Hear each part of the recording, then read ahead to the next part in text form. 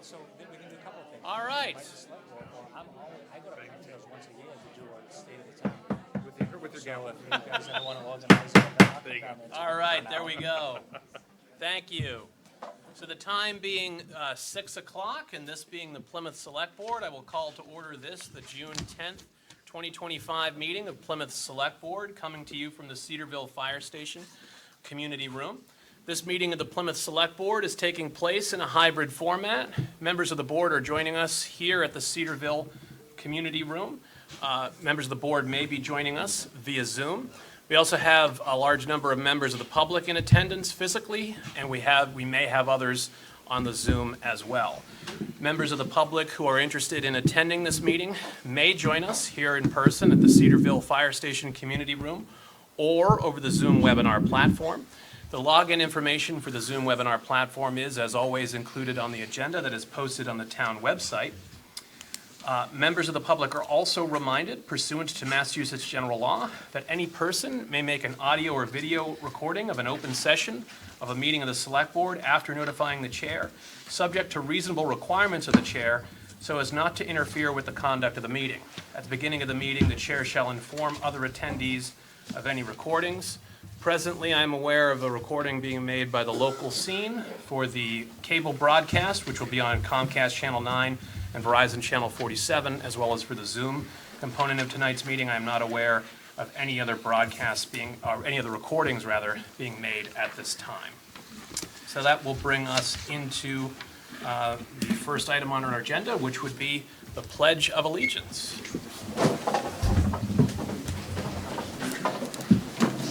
I pledge allegiance to the flag of the United States of America and to the republic for which it stands, one nation, under God, indivisible, with liberty and justice for all. All right, thank you. We have a few administrative notes at the top of our agenda, 1 through 3. Wish of the board in regards to the 3 listed administrative notes. Mr. Chair, if my colleagues don't wish to take them separately, I would make a motion to approve administrative notes 1 through 3. All right, Mr. Golden has moved. Do I have a second? I second. Ms. Iaquinto has seconded. Any discussion? Hearing and seeing none. Mr. Golden? Yes. Ms. Iaquinto? Yes. Mr. Cohan? Yes. And myself, yes. It is unanimous. We have approved administrative notes 1 through 3. Thank you. That brings us into what will be our next item, which is the town manager's report. We're going to have Mr. Brindisi give a report. We do this often at select board meetings, talking about what's going on in the town, what's coming up in the town.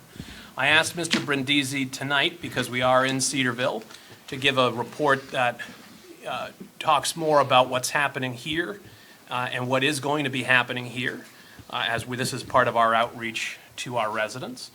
After that, we're going to go into our public question and answer session, and I will talk about that when we get to that. But for now, I will turn it over to Mr. Brindisi, our town manager. Great. Thank you, Mr. Chairman, and thank you all for having us this evening. So as the chairman pointed out, a number of the items I will discuss tonight are specifically items that you're interested here in South Plymouth, but they're in no certain order. There are other items I want to just bring to the attention of the Select Board and to the community at large as well. So with that being said, I will start with the Atlantic Country Club. So as you all know, back in late March, the town received a purchase and sale agreement from the owner of the Atlantic Country Club for a $20 million sale price. The town has 120 days to act on its first right of refusal. After the first review of that initial purchase and sale agreement, we found a number of deficiencies. We identified those deficiencies and sent that back to the seller and owner of the property. We then subsequently received a second purchase and sale agreement on May 20th. That review of that purchase and sale agreement, we still have another 120 days to review that. We have 30 days to review it and 30 days to act. Currently, the review is under executive session with town council, so there'll be more to come on the Atlantic Country Club potential sale. I want to stay on the housing topic for a moment. As you all know, the Claremont project is a 300-unit 40B project over in Colony Place.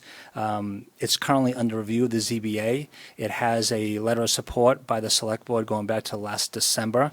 The ZBA last night continued the public hearing until July 21st. Why that is important is because just last week we were notified by another developer, Pulte developer, who has submitted its application for site eligibility at Mass Housing. They are proposing an additional 163-unit 40B project over on right off of Court Street. So why these two are intertwined with one another is because if the ZBA goes ahead and approves the comprehensive permit, which they will have to, we cannot deny the comprehensive permit, but once they do, the town will be in safe harbor. Once we are in safe harbor, we have 2 years in which the town does have the ability to deny any 40B project. So again, like I just mentioned, the Pulte project is sitting with Mass Housing right now. If ZBA approves the Claremont project prior to application of Pulte to the town, we will be able to hold off the Pulte project for at least 2 years.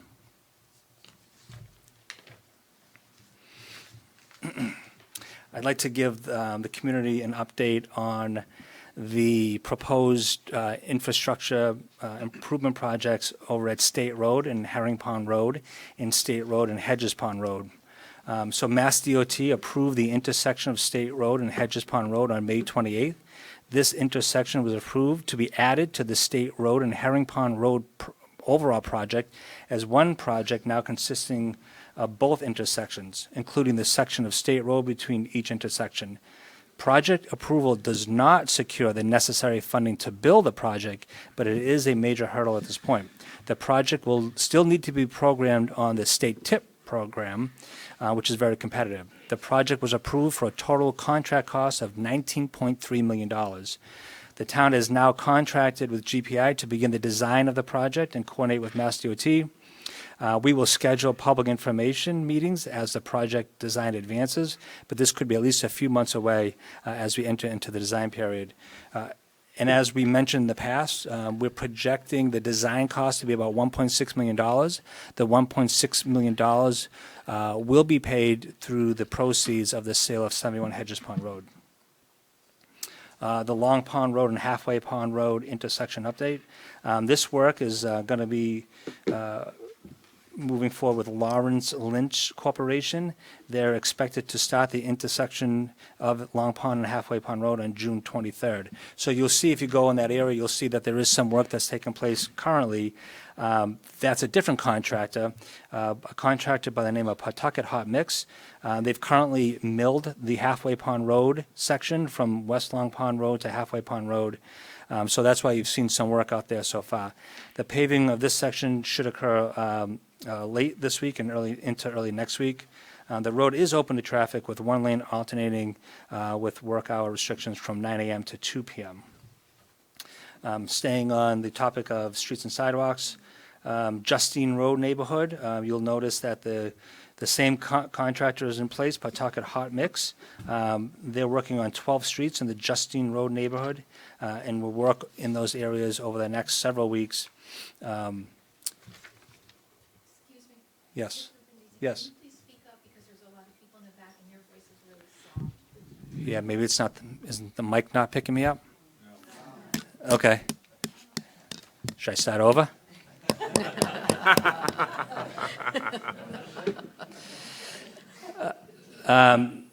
Well, okay, see, it wasn't me. The mic's same place, same location. So one thing I also want to bring up, if we could, Jade, we get a lot of phone calls from folks asking when their road is going to be paved. So the board just received a presentation by our DPW a couple weeks ago on the pavement management program for this construction season. So if you go to the town's website, you go under the DPW, and then under engineering, there's a tab, click on construction projects, and then you'll see a link for roadway improvements. This is the roadway improvements section of the website, and you'll see 3 tabs there. It has the chip seal projects and the other 2, which I can't read this far away. So those that are interested, again, you can see clearly if your street is programmed for this summer's construction season.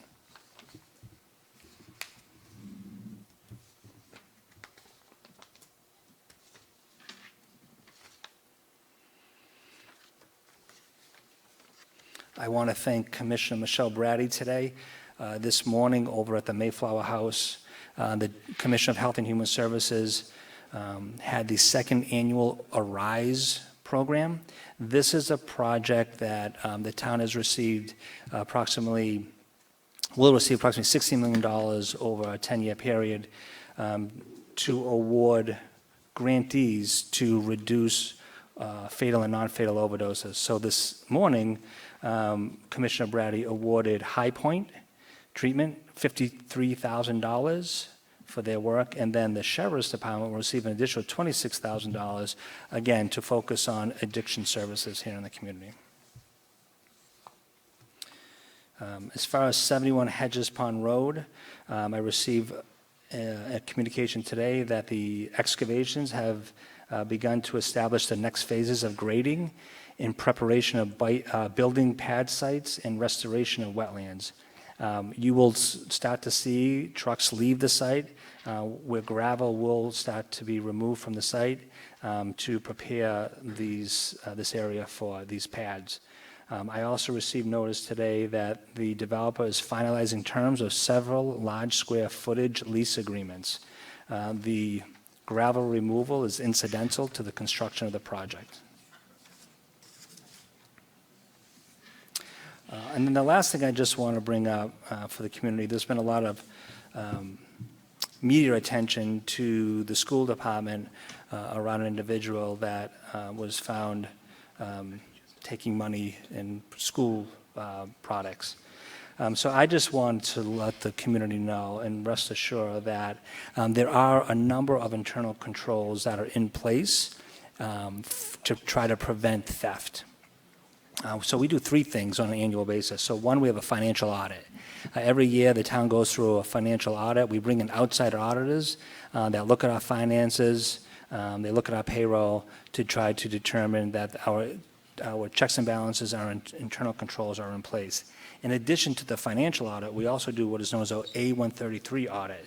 That's required by the federal government. So any community that receives federal funds more than $750,000 has to go through a separate audit called A133 audit. And then last, the town has employed a full-time internal auditor for years. Our internal auditor focuses most of her effort on the finance department reconciling cash and receivables on a monthly and annual basis. This internal audit also audits special areas like health, dental, life insurance, for example. And part of what we do during the financial audit is typically we sit down, the finance director, myself, and we decide which department that we want to focus our energy on during that audit process. So, for example, if there's a department that handles a lot of cash, we would ask the external auditors to look at that department and dive a little bit deeper on their processes and any internal controls that they have. So we're always constantly in an auditing mode. I can say, though, if there's a will, there's a way. If somebody wants to steal, they will find a way to steal.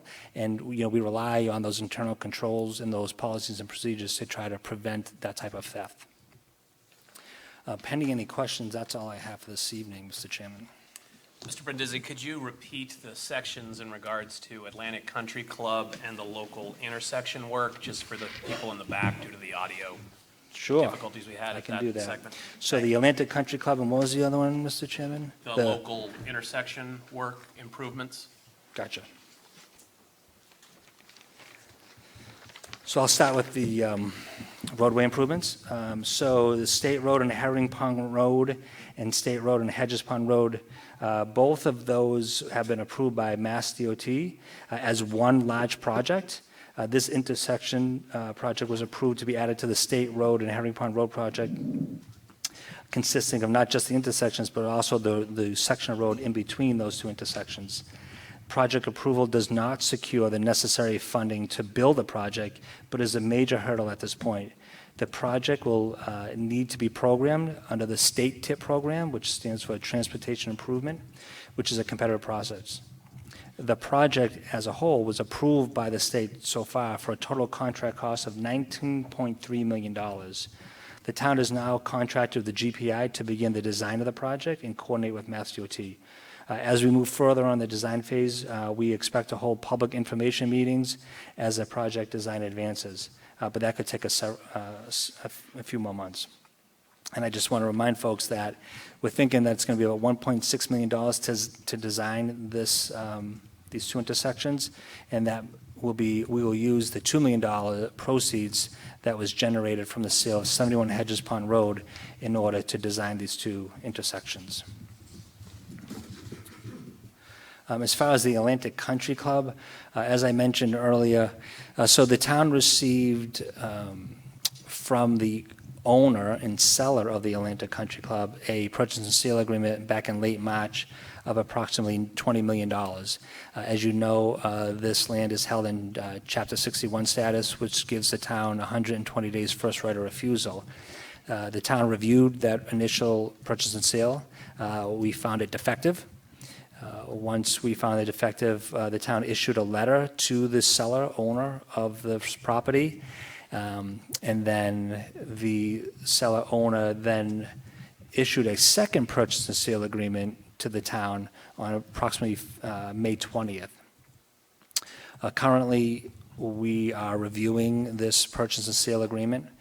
Because we found it defective the first time, our 120 days clock has restarted. And because of that, we have 30 days to review the second P&S. That review is currently held with town council and with the select board through executive session. And so more information will come as that review process concludes. Did you want me to talk anything about Claremont, Pulte? Sure, you can Okay. mention that. So as I quietly mentioned earlier, Claremont is a project, it's a 30B project, a 40B project that was approved by the select board through a letter of support back in December. It's a 300-unit project that's going to be constructed over at Colony Place. That project, although it was approved by the state, still has to go through the ZBA comprehensive permit process. So right now, that was the first hearing was held last night at the ZBA. The hearing was continued until July 21st. So this is really important information because just last week, we received another 40B application from another developer who is proposing a 163-unit project off of Court Street. This application is now sitting with Mass Housing for site eligibility. If the ZBA approves the Claremont project prior to the submittal of Pulte to the town then enters what is known as safe harbor. Safe harbor gives the town 2 years of a suspense on having to consider any other future 40B projects. So we're kind of at a race right now, hoping the ZBA approves a Claremont project. If they were to approve that, then we could stop the Pulte project for at least 2 years from taking place.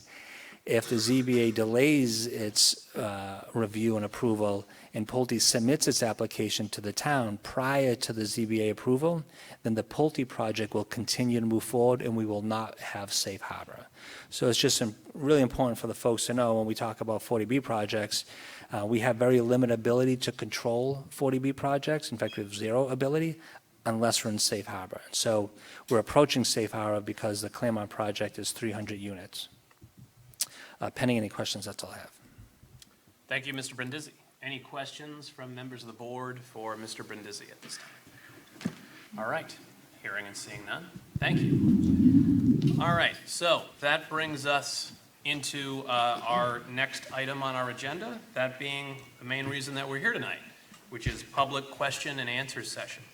So members of the public that observe select board meetings generally know that we often have a section on our agenda called public comment. At public comment, members of the public are invited to come up either in person or over Zoom and give remarks to the select board for up to 3 minutes. Sometimes they ask for additional time, and sometimes they are granted that. But typically at public comment, we don't respond. We allow the public to speak to us, but we don't get into a debate or discussion in the event that they disagree with us, and we don't, if they're heaping praise on us, we don't thank them profusely.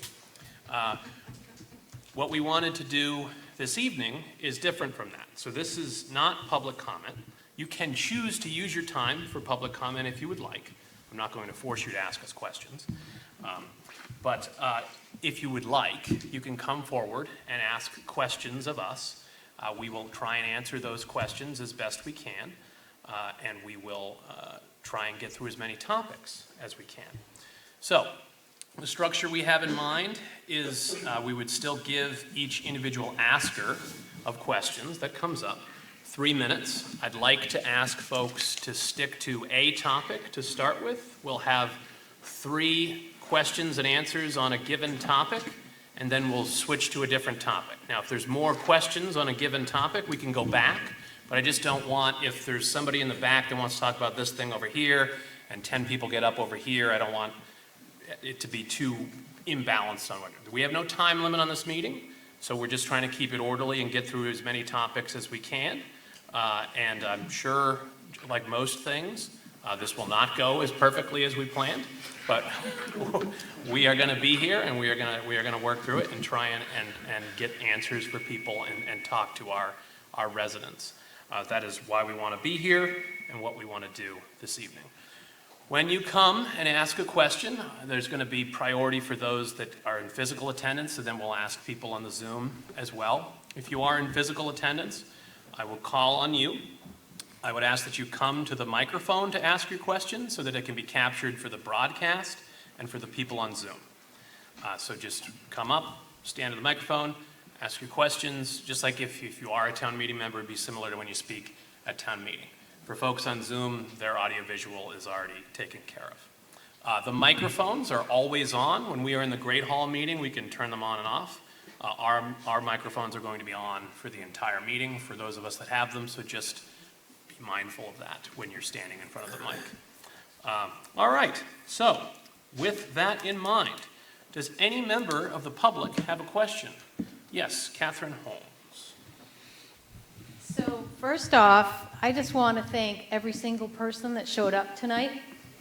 I am absolutely thrilled with the attendance that we have this evening. There were people trying to get in and they couldn't. Parking lot was full. We have people out in the hallway looking to ask the select board members questions. So first and foremost, I want to thank South Plymouth for showing up tonight.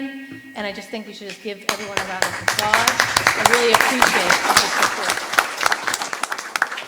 Well done, South Plymouth. Secondly, I want to thank the select board for doing this. I think it was absolutely the right thing to do. Being able to reach out to the residents and hear their concerns right from their mouth is really important, and it will drive how this new board manages itself, I think, in the future. So I'm really thrilled to see that. I'm not going to ask a question right now because I want the folks in the room to be able to take the time, and I'll say, but thank you so much for showing up. I really appreciate it. All right, thank you. Any other, yes?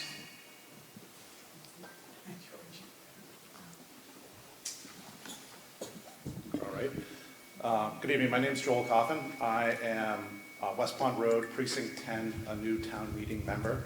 I'm here kind of representing the members of the town meeting members of my precinct.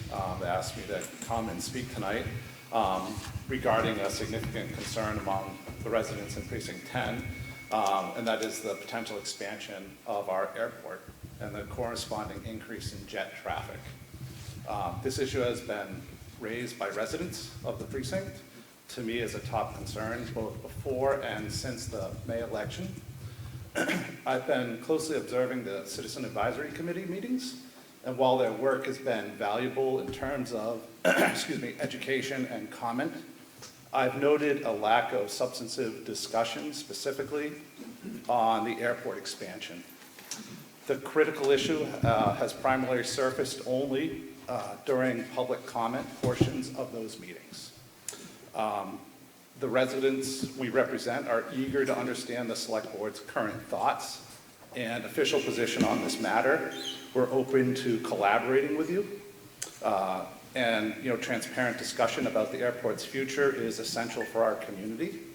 And I want to thank you all for your, time and for doing this. This is a fantastic opportunity for the residents to ask questions and actually get answers. And I really want to applaud the select board for deciding to have these open forums. That's all. All right, thank you. Okay, so the airport expansion. So memory serves, there was an article in regards to, I think it was a 501-foot expansion proposal to one of the runways at the airport on the warrant for the April 2024 spring town meeting. That did not pass at that time. The cited justification from the airport for that was for safety, that there was an interest from the FAA by having that runway longer. It would increase safety for planes taking off and I think particularly landing at that airport. Since that expansion article has failed, to my knowledge, there has not been a renewed initiative at this time to put that forward, although I know there is still continued community interest and concern about the airport. I will say, although I live in North Plymouth now, I grew up in West Plymouth, not far from the airport, so I'm familiar with the operations of the airport. And I know that several of the residents are concerned about the existing flights, be they propeller or jets there, and that the airport commissioners and the select board formed that community, that citizens advisory committee rather, to try and give people more of a voice. That they've only relatively recently started their work, so I think seeing it over the course of time what that work will look like and produce.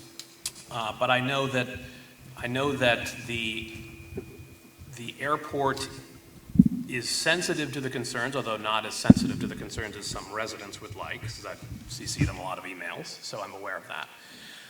But I know there is a vocal member, there are vocal members of the community that are raising those concerns consistently. So I guess as of right now, there's, as far as I know, no immediate desire to renew that April warrant article, April 2024 warrant article.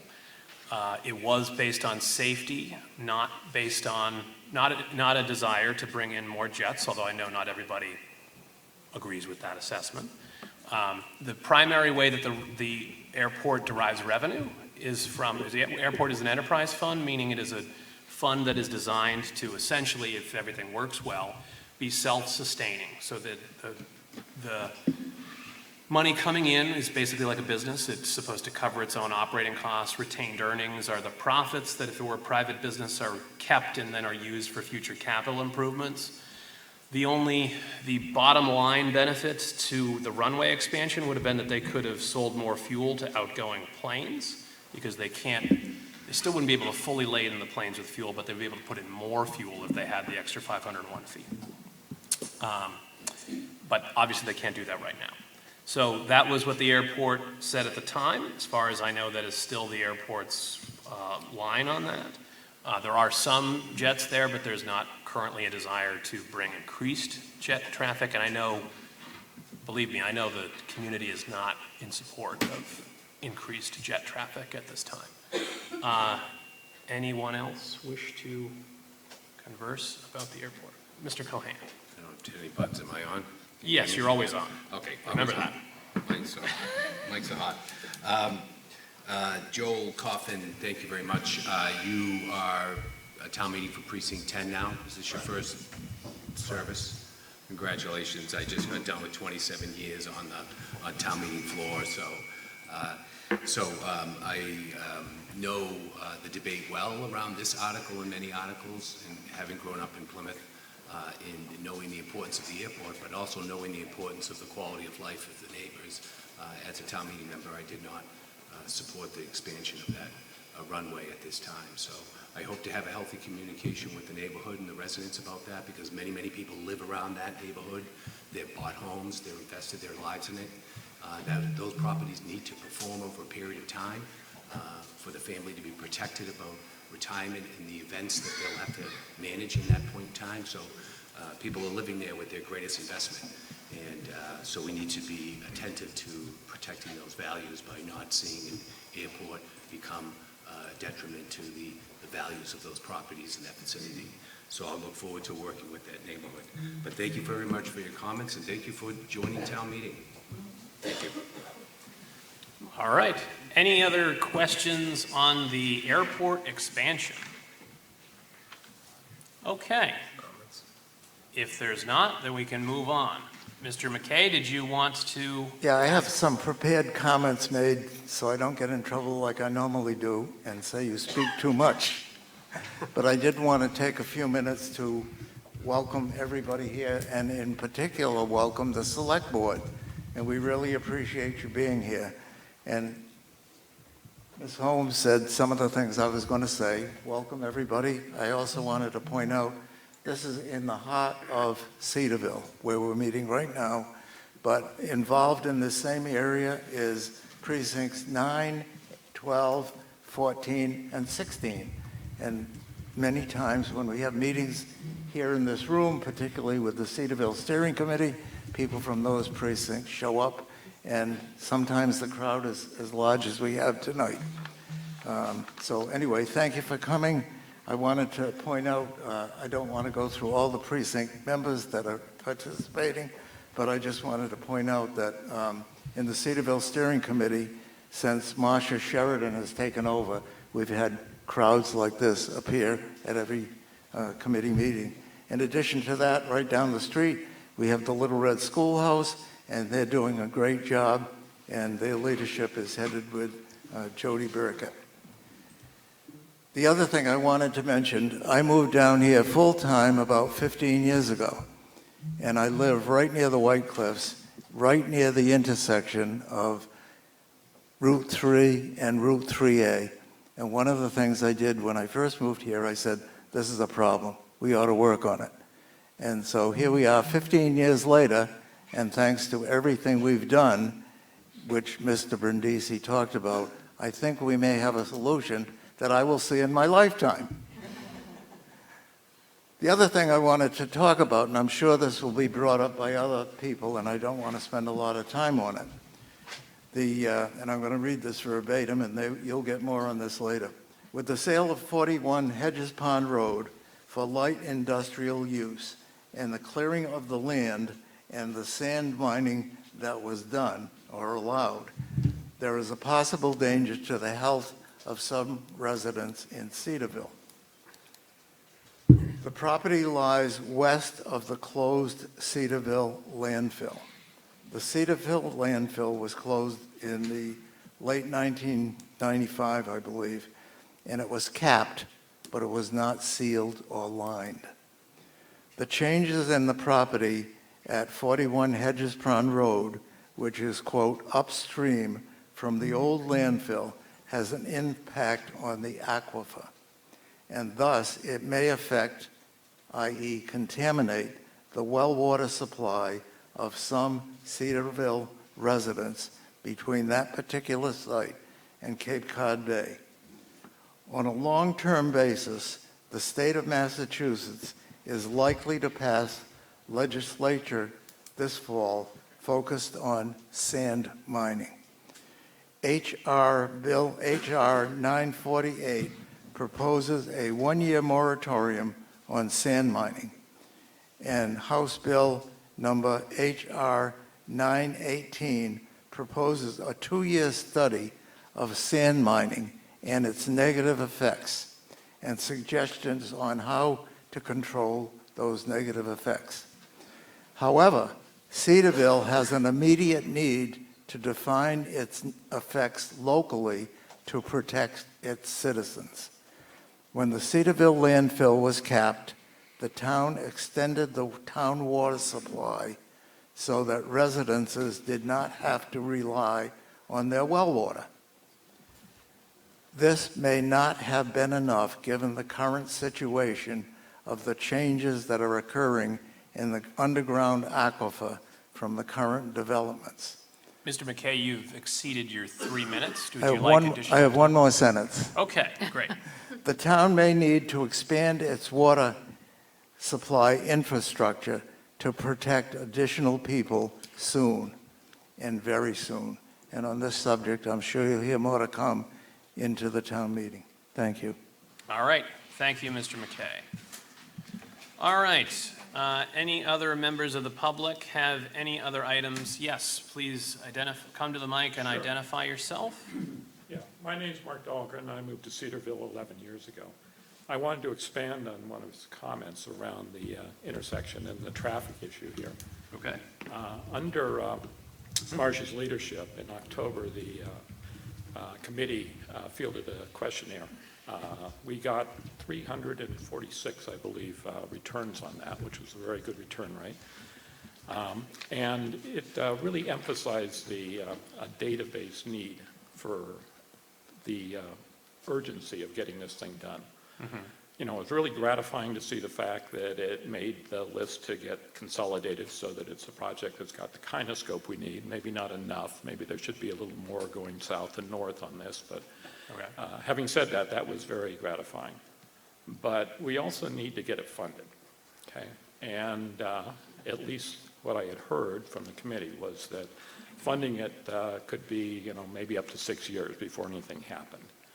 And what I'd like to ask of you all is, you know, is there anything that you can do, and are you willing to do as a committee, you know, that really has a lot of importance in Plymouth, to try and expedite this thing? I know we've got, you know, a new state representative, we've got a new state senator, and both of them we've talked to, and they are trying to get state money, and I think that probably was a lot of what was behind the recent decision to get those projects in the TIP. But what is the position of the select board now? And what can you do to make this happen, you know, in significantly less than 6 years? Sure. So thank you.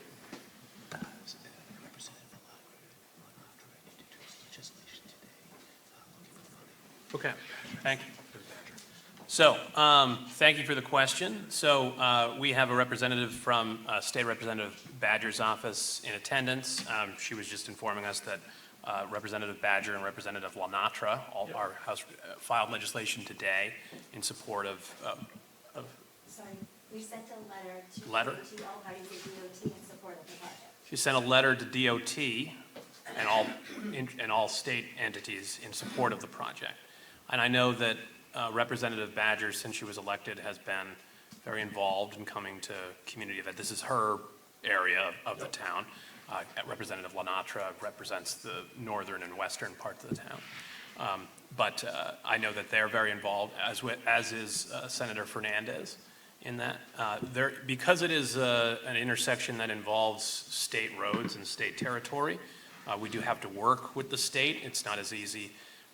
Repairing town roads also presents some challenges for us, just based on the sheer quantity of them.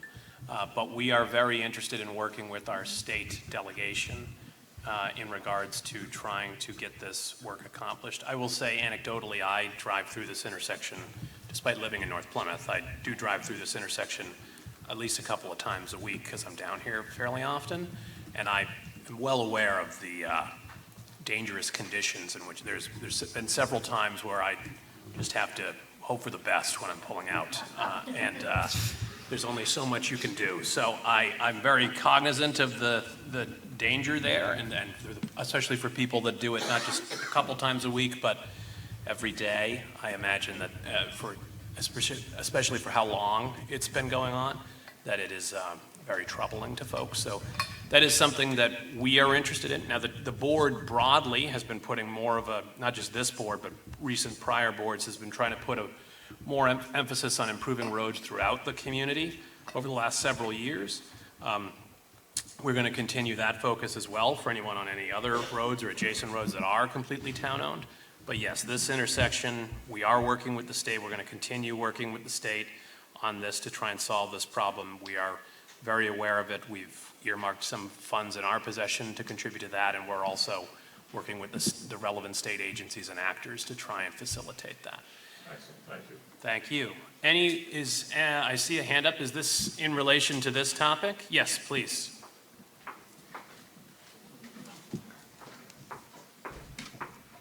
Hello, I'm Jerry Williams, and I'm a town meeting member representing Precinct 8. And I live over on Great Herring Pond. I'm very close to this intersection and use it often.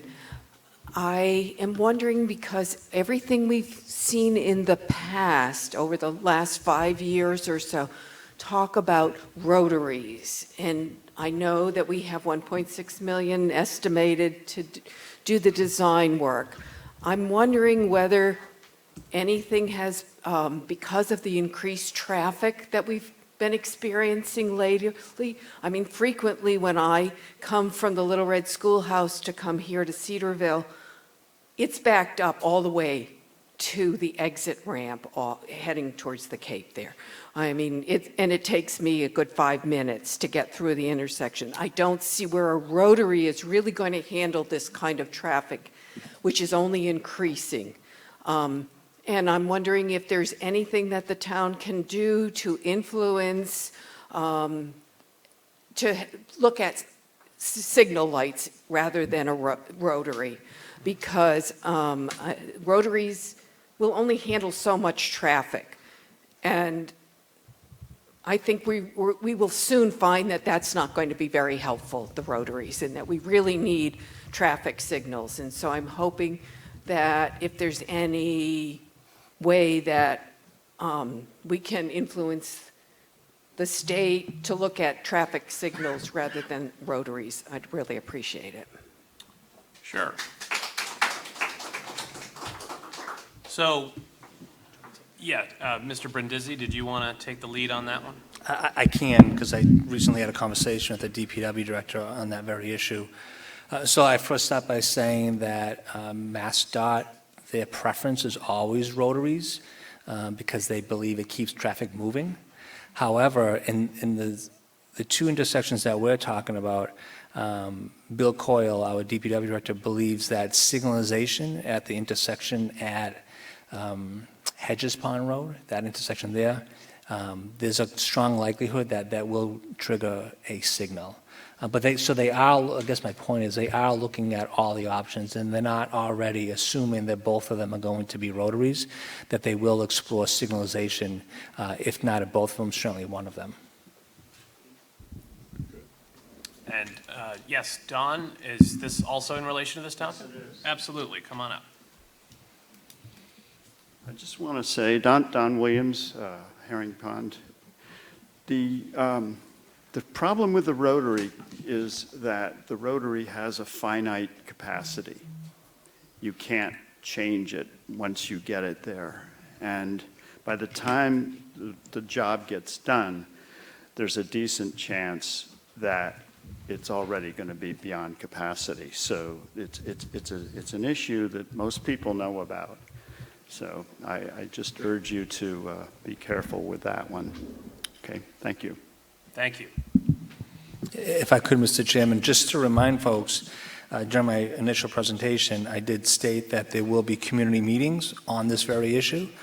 So stay engaged. We will continue to advertise when those community meetings take place, and please voice your concern. Yes, and that's a good segue too. If you didn't on your way in, there's sign-in sheets on your way in where you can sign up with your name, your precinct number, if you know it, and an email address. We can sign you up so that you can get notifications of our meetings. There's been some interest from the precinct chairs in attendance to have notifications sent out for precincts 8 and 9 for those that are relevant, so that you can stay more informed with your local government, so that even when town hall isn't coming to you physically, it can still come to your email inbox when possible. But all right, so that's any other topics that anyone else would like to? Yes, Mr. Cunningham. Thank you very much. Paul Cunningham, former town meeting member, member of White Cliffs Country Club. And this subject ties in with the traffic situation here. I'm talking about 0.3 of a mile heading south from here on Route 3A. Route Twice we've got the speed limit reduced from 40 to 30 miles an hour. The state does a test on it. They like to test in December and use calculations to what it really is. Anyways, they put it back at 40 miles an hour. So anyways, Pine Hills had a similar situation as we have now with a crosswalk down there. We had Beaver Dam Road, and unfortunately it took 2 deaths before they got some action. And that we have asked around at White Cliffs if anyone wants to sacrifice themselves, but we got no answer from the 500 residents. So basically what we're talking about is we have walkers, golf carts, and work carts. In an 11-month period, there were 57,000 crossing with work carts, 26,200 golf carts, and I don't know, some number, hundreds of walkers pushing or carrying their bags. It's 83,000 crossings. And the whole cause this, previously when this subject was up in 2019, the state rep who owns the gas station, town jumped up and said, I'll handle that. That was 2019. Here we are. So anyways, I want to mention that Worcester, White Cliffs Country Club has worked with the state before. We donated part of the land and reduced the margin from the center of the road to private property so you could get that turning lane to go south. And we didn't sell it or anything because it would have changed all the condo documents. So anyways, we have worked with them before, but they're not the easiest ones to work with. So one of our previous members, Roger Hatfield, he was the retired fire chief of Nashua, New Hampshire and Foxborough, Mass. He researched and we found a nice system similar to what they have at Pine Hills. It's flashing white lights that go around the existing signs that are already there and the posts. And they, you set them off by either take your golf club and hit a button or else you break a beam. And it causes them to flash for, pick a number, 1 to 2 minutes or something like that. No red lights, no stopping traffic, just a cautionary little set of white bulbs flashing. Roger was told in the past, White Cliffs cannot be the initiator of a change with the state of Massachusetts. It must be initiated by the town of Plymouth. And here we sit with the power in town. What could you do to move this situation forward? As I hand over the last communication I have saving for you, it's from MassDOT. It should be noted that golf carts do not have the right-of-way crossing a street, and motorists have no legal obligation to yield to golf carts trying to cross. There's adequate sight distances to allow for golf cart operators to judge the gap. And that's signed by good old Mary Jo Perry, the district highway engineer, director. Anyways, she has never faced a PA Landers gravel truck at 40 miles an hour requiring 4 car lengths to stop, and I swear sometimes they step on it when they see you there. Thank you. All right. Thank you, Mr. Cunningham. So we can certainly look into that particular issue with our DPW and see what we can do with the DPW. I forgot to give you the You did. from MassDOT. You did. This is a copy. The original was kept for Morgan & Morgan for the people when I did. Okay. All right.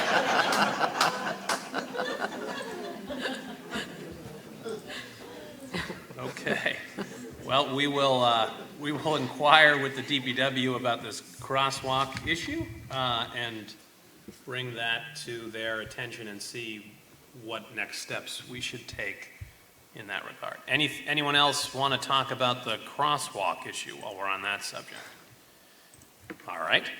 Anyone else want to talk about another issue? Yes, in the back.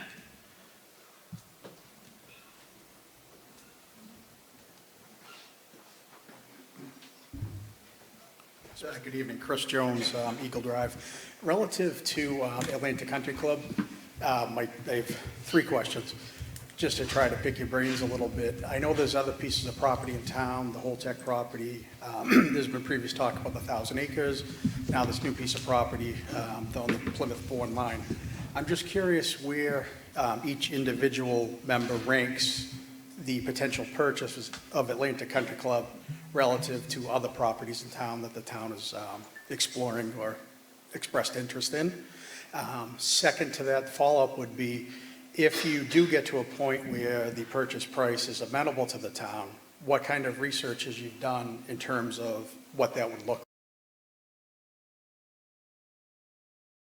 like? Account? Would it be a revolving account? Would it be absorbed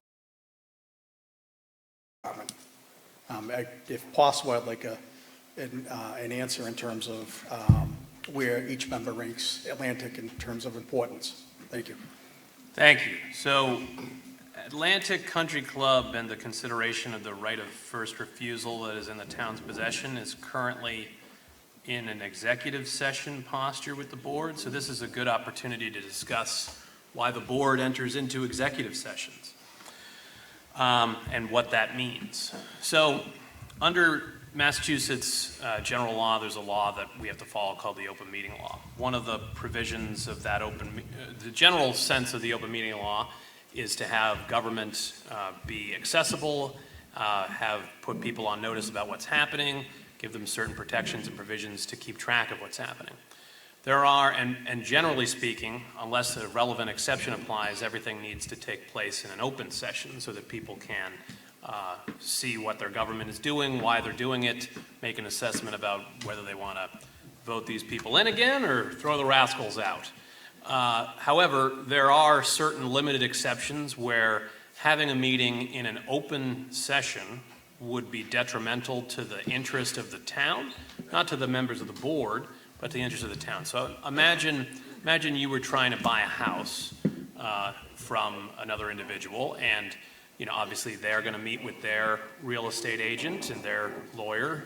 You're going to meet with your real estate agent and, if relevant, your lawyer about that sale. Both of those parties are going to meet privately to discuss that, because if that were happening in a public setting and you were able to tune in to your purchaser's meeting and see what they have to say about it, that would adversely affect the interest of that other party in that particular sale. So something like Atlantic Country Club, it's in the interest of Plymouth as a community for the details of how that transaction is being approached at this stage to be actually behind closed doors. And some people are uncomfortable by that because they would prefer that they knew exactly what everyone was doing at all times. And I'm certainly sympathetic to that. But if we were to have a discussion on that in an open session, the seller of that parcel, as well as the buyer, the prospective buyer right now, would be able to watch it just like you would. And that would detrimentally impact the ability of the town to exercise its legal rights and responsibilities. We do have other entities that are involved in the assessment of something like this Chapter 61, like the Land Use and Acquisition Committee, which has public meetings as well. So you can watch, those are public meetings, they're not broadcast on television. There are upwards of 45 different boards and committees in the community. Not all of them make it to TV, but they do have public meetings that are posted and attendable by members of the public. So right now with Atlantic Country Club, as was discussed by the town manager earlier, we received a notice back in March. We assessed that notice to see whether it was a bona fide offer or not. At that time, that first purchase and sale was viewed by those that reviewed it as not being bona fide for a number of reasons that have been publicized. And then we had 30 days to get back on that first notice and say, we don't think this is bona fide. This is why we don't think that. And they had the opportunity to either try and fix those issues, or the sale could have fallen apart and blown into the wind. Now, what they did is they came back and came up with a different purchase and sale. So now we are in a second period of that first 30 days of assessing, is this a bona fide offer or not? If we believe it is a bona fide offer, and right now, again, we are in that 30-day period. Last time, that 30-day period is our time, and we don't have to, we can send them the notice anytime within that 30-day period. We are in that 30-day period right now. If we believe it is a bona fide offer, then starting from when we received it, there would be a 120-day period where we would need to take specific action. But we can't really comment right now on the specifics of what we are doing, because that would disadvantage the interest of the town. The select board, though, is interested in assessing this potential property purchase and sale. and trying to protect the interests not just of this area of the community, but we view it as the community at large. Oftentimes, when these sorts of, we talked about the Pulte project earlier, which was 163 units that may or may not be built. That's right down the street from where I live. And it's possible that nobody's going to be able to stop that. So I'm very sympathetic to 40B developments coming in and affecting the character and makeup of your neighborhood. I realize I live in North Plymouth, which is already quite urban and very different from South Plymouth, and that people move to different areas of the community for different characters, different feels, different things that they're looking for. So I know it's not exactly a one-to-one, but I am sympathetic to that. But right now, I realize that it can sometimes be a lot to ask, but I would just ask that you trust that the board is trying to protect your interest and trying to do what we can in regards to Atlantic Country Club under the law, and that it's in an executive session for a reason, and it's actually in your interest for it to be at this point. Mr. Canty? Yes. Can you educate the people in the room who are not? Can you please take the mic? Can you please educate the people in the room who are not as, they're not as informed as some of us that have been involved since day one on the difference between what was changed in the first initial indication that they were selling to the purchase and sale, because there are some specific differences, so that you could highlight what the changes were without necessarily weighing in on your personal opinion on it. Well, so there were some changes. The price changed a little bit. Some of the particulars, originally there were 3 parcels. Now they're including 2 that didn't have any 61. Now there's just 1 parcel down there. Getting into more of the specific things that either changed or didn't change would potentially not be in our interest to expedite, to explain in detail right now. My understanding, though, is that the purchase and sale is a public document, correct? Correct. So you could summarize, and especially with your legal expertise, you could summarize this in a way that wouldn't violate your open meeting law and just let people know what it is that it includes and what the price was and how it changed. So, yes, but again, anyone could watch this meeting and that explanation. So for right now, the 2 documents are publicly available. You can look at what is in them, and you can make an assessment yourself as to whether you believe sufficient changes have been made or not. But I would prefer not to highlight and underline any of those changes at this time. Mr. Watkins, on this topic? Yes. Okay. Good evening. I'm Hampton Watkins. I'm the chair of the Land Use and Acquisition Committee. As Mr. Canty indicated, all of our meetings are public and open. They're announced and posted on the town webpage. We have, since the beginning, due to the good offices of Mr. Brindisi, we have been informed of this. The land in question is covered for the majority by Chapter 61B, which is recreational land. That's a chapter of state law that allows properties to be put into a tax-favored state. And whenever there is a potential proposed change of use, they will come out of 61B, there'll be back taxes and so on that are recovered for a period of 5 years in this case. And that's less the taxes that have already been paid. There's simple interest of 5%, et cetera. There are certain conditions. We've taken that into consideration. We've reviewed the public documents that came to us both in the first instance and the second instance. The first instance all of the properties were lumped together. One of the requirements of the state law is that only 61, Chapter 61, or in this case 61B land, be included in the purchase and sale, so they were separated out. The price for the total remains the same. The price for the main parcel was reduced by $1 million, and that was assigned to the two parcels right along Sandy Pond Road, adjacent to the entryway to the property in question. There's still some issues that we have identified. There are two attorneys on the Land Use and Acquisition Committee, along with a number of other citizens who are familiar with land title work. For example, one of our members has been in that business for well over 40 years. So we've reviewed the documents that are available publicly, and as I indicated, we make all of our meetings completely open to the public, and several people in the room here have attended the meetings that we've had on this subject. This past week, we reviewed the new documents for the second time. First time right after receipt, second time after having a chance to go through them and read them.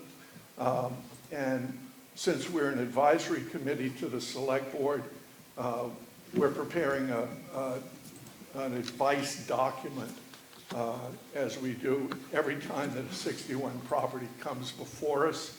And that's in preparation right now and should be available in the next day or two with my signature on it to the select board.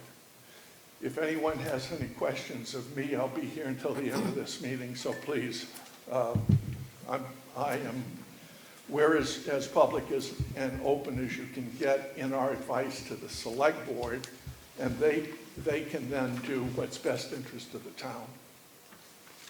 Thank you. Thank you, Mr. Watkins. All right, so any other residents wish to speak on any other topics that we haven't yet covered yet?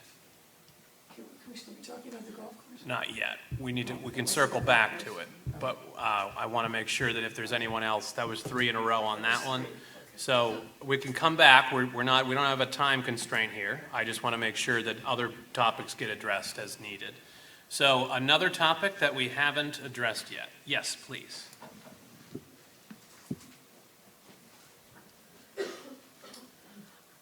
Hi, I'm Michelle Christensen. I'm a Precinct 9 town meeting member. I live on Great Herring Pond. So if many of you are not aware, many of our ponds are suffering with cyanobacteria issues. And in particular, in partnership with the town, the Herring Pond Water Association partnered with the town, had a study done. In 2020, 2021, 22, 23, we suffered with the pond having to be closed many days. The study revealed that the major part of the issue is the phosphorus, and the phosphorus is coming from wastewater, basically septic, and with the topography of the land, it's the western part of both Great Herring Pond, Little Herring Pond, and that extends all the way up into the ponds where the homes are. The ponds were built with the option from the builder to get fresh water, which you can discuss as another topic, or you can have septic. And so they went forward with the septics, and we're having many issues, obviously, because septic is still not perfect. The aquifer flows down following the topography, and that's what's basically infesting our ponds with the cyanobacteria.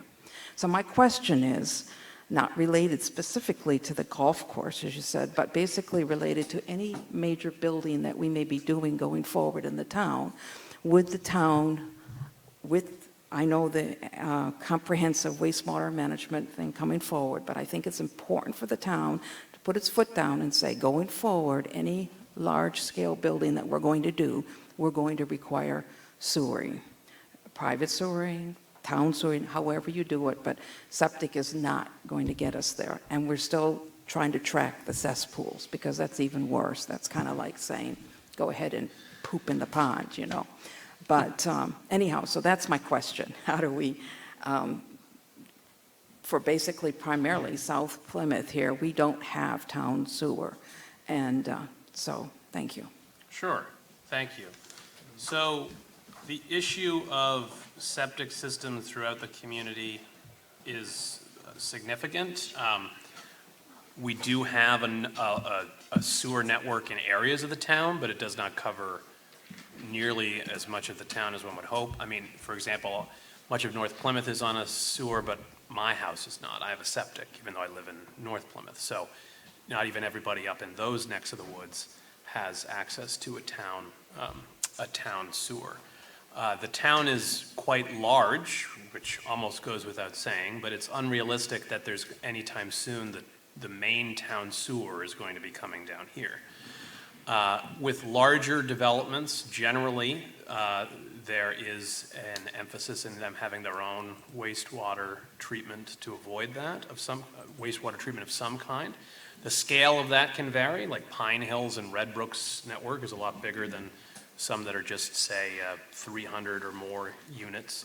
But that has generally been tried because of the massive drain that a single user like that would be with an enormous septic system and the potential issues that would cause. Longer term, probably I will not be on the board anymore, but probably at some point you might be looking at trying to have regional wastewater throughout the, because I don't think it's realistic that in any time soon we're going to have a comprehensive town-wide sewer network. But we might want to look at having different smaller municipal sewer networks over time. There's also on the horizon potentially reforms to Title V. We're seeing some of that at the state level in regards to septic with nitrogen capture systems. Phosphorus is also an issue. That's bigger than the town of Plymouth. That also puts a burden on individual residences when sales of homes are going through. So that's something we need to be conscious. There is a loan program to redo your septic if it fails at Title V, so there's some relief there for residents that are in that type of situation. But that's something that, if that were to happen, that would be at a state, right now at a state level.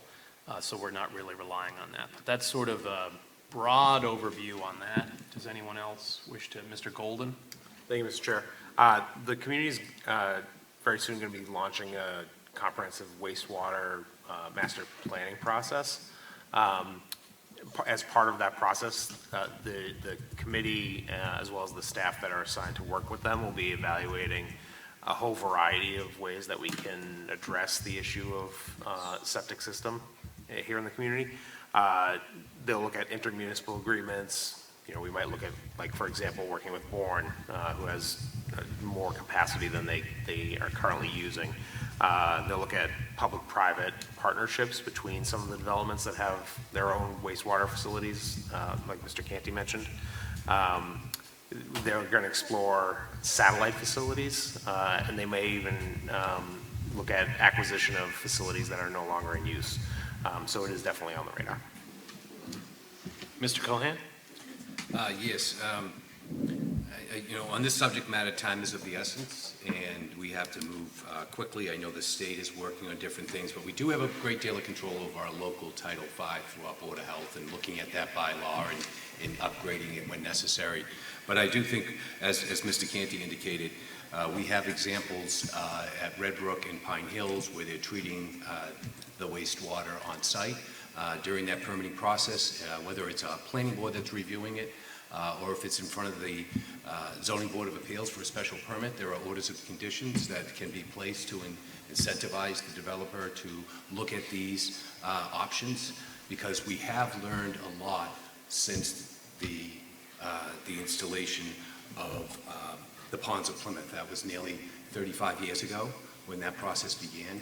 So since then, we've learned a lot, and we have to take all of those good experiences and start to implement them sooner rather than later on those boards and committees. One of the things we might be looking at is, and I'll reach out as a result of this to talk to staff as a result of possible bylaw changes to accommodate those activities when a development is reaching a certain amount of units obviously triggering different, attention to water resources in the town of Plymouth. Thank you. Thank you. Anyone else? Yes, Ms. Iaquinta. So, Michelle, thank you so much for asking that question, and I just wanted to let everyone know that Michelle Christensen is an expert in wastewater treatment and probably knows more about it than all of us combined. So I do really appreciate your keeping this at the forefront, and I know that you'll be an asset in any of the projects that we have going forward that look at this important issue. Thank you. Yes, thank you. Great. All right. Any other questions on the issue of septic versus sewer or phosphorus or nitrogen related issues? Okay. Any residents in attendance physically that have Mr. Williams, is that on that topic? I have an idea. Okay, come up and tell us about it. Again, Don Williams. I live on Carter's Bridge Road. This goes back to the two intersections that we'd like to get done sooner rather than later. And I understand that the town is into these intersections for a certain contribution. Back when I was a selectman equivalent in Pennsylvania in a fast-growing community, we were able to get PennDOT, that moves possibly slower than MADOT, to get us on the list sooner. And the way we did that was we offered them more money. And we're only talking about only 16 million? Only 16 million for those two intersections. But if we were to come up with another couple of $1 million out of our roads budget to dangle in front of the state and say, hey, look, does this help? So the point is, if we can come up with a little bit more money, which isn't a whole lot more extra than we would spend on another project, and yeah, somebody's got to give up. But this is a big win because that maybe $1 or $2 million is a huge leverable capacity to get maybe $12 million. That's a good deal by any Wall Street maven. So think about that as a possibility. I mean, we have that kind of money that might sweeten the till within our grasp, and we might want to decide to spend it on these two intersections. All right. Thank you, Mr. Williams. We will certainly consider that. Yes, in the back.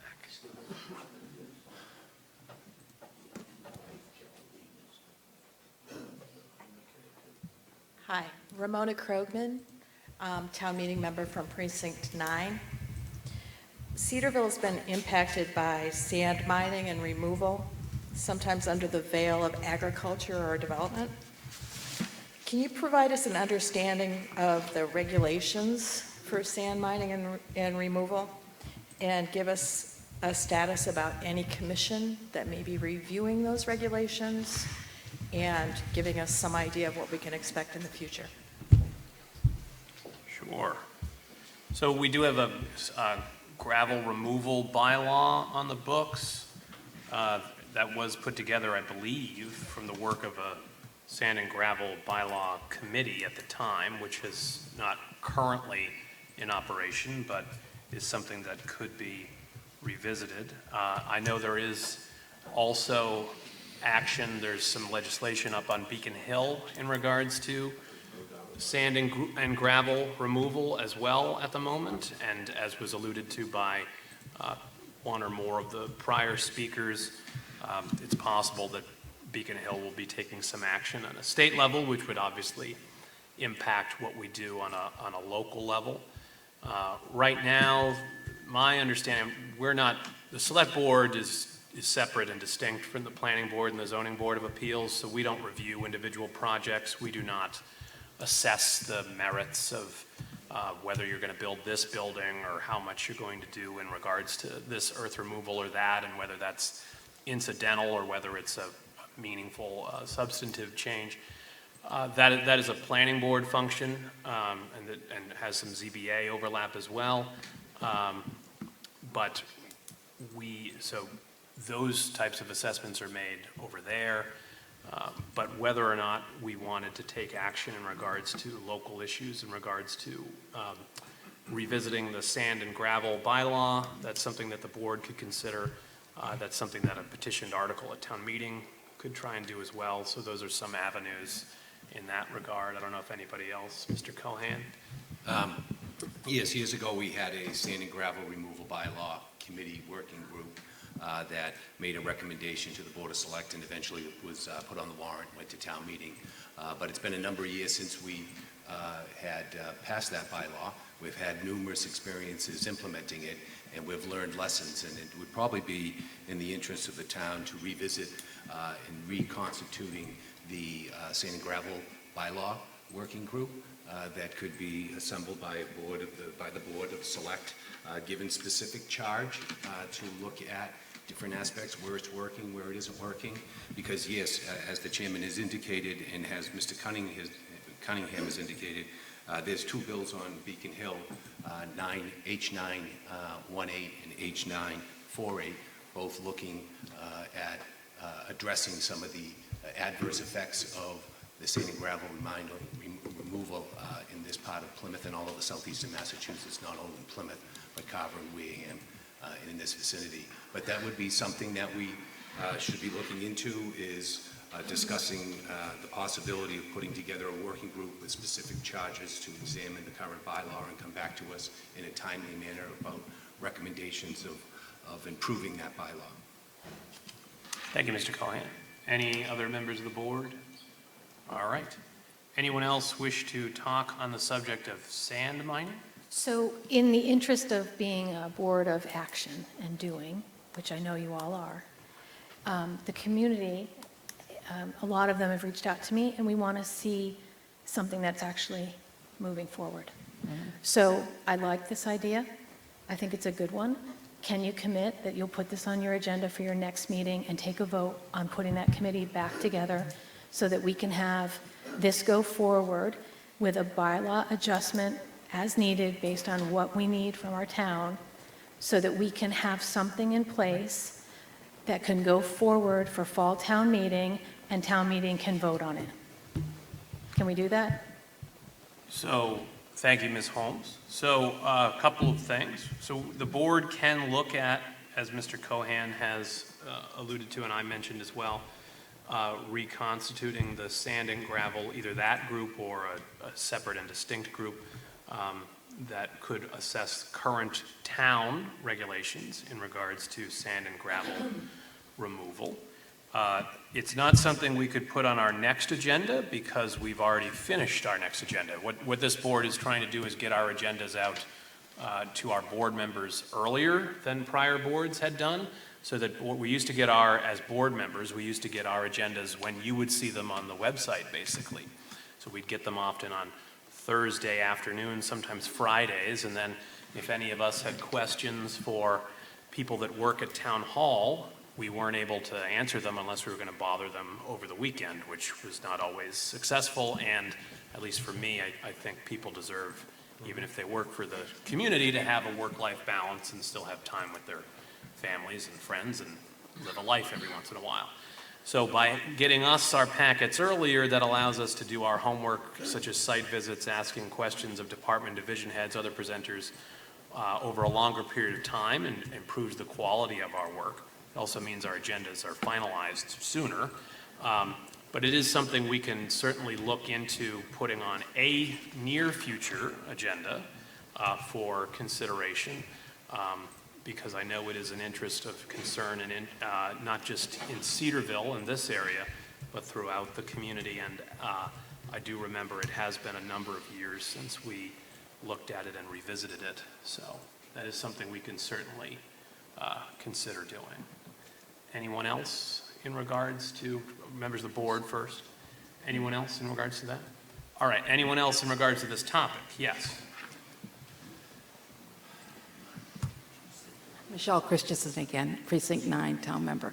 I just want to add to that point, is if you look at putting that group together and coming from other towns, and might make sense to include somebody from public health, somebody from conservation, somebody from environmental, just from the town themselves as well as obviously the public. So just make it a cross group. Yes. Thank you. Okay, and I remembered one thing I meant to say in regards to Ms. Holmes' answer that I forgot. In regards to putting it on the fall town meeting warrant, there'd be no time for that because that warrant is gonna close in only a short little while. And we'd want to, if we were to constitute a board like that, we'd need to advertise it so that people could apply for it. We need to give them a reasonable period of time to conduct their work, usually a year to 2 years to put something together like that so that you put something quality together, not something rushed. So we could start that process soon, but it's a process that would need a life cycle in order to come to fruition. And then obviously the town, I don't know if everybody knows this, but the town has town meetings in April and in October, but the warrants for those town meetings close well in advance of those so that the Advisory and Finance Committee can review all the articles and get that to town meeting members who can assess it there. So we have town meeting is not a day, town meeting is a season, and there's 2 of those seasons annually, and getting things in the queue for those seasons takes a lot of time. We are cognizant of that. But just to inform people of that process and overview so that you know how your government works and why it works the way it does. All right, so that's 3 on that. Any residents in attendance have anything on an item that we haven't discussed yet? Anyone on Zoom? Yes.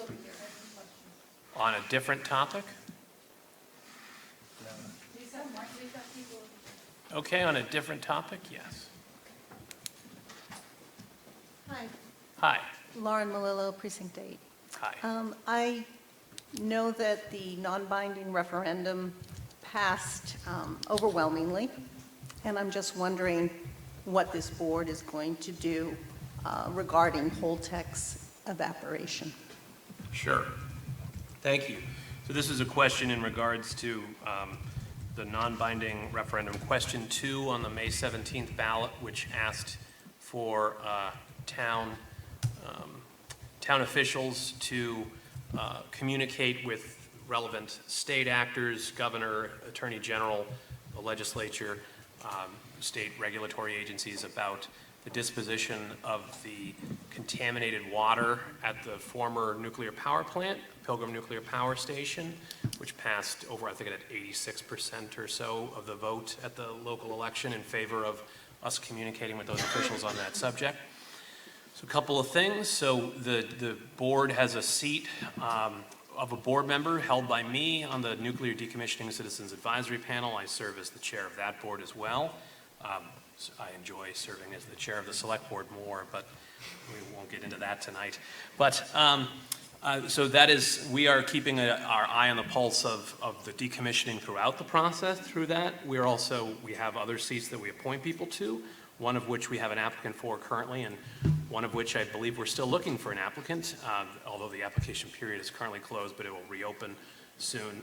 So if you're interested in serving in that capacity, keep your eyes peeled for that. However, we also have, we regularly communicate with our state delegation about this and other issues, and we are very cognizant of keeping them informed of our concerns about the water at Holtec and the disposition of that, as well as the dry cask storage and the future of that. I was just talking to Senator Fernandez about that yesterday, actually.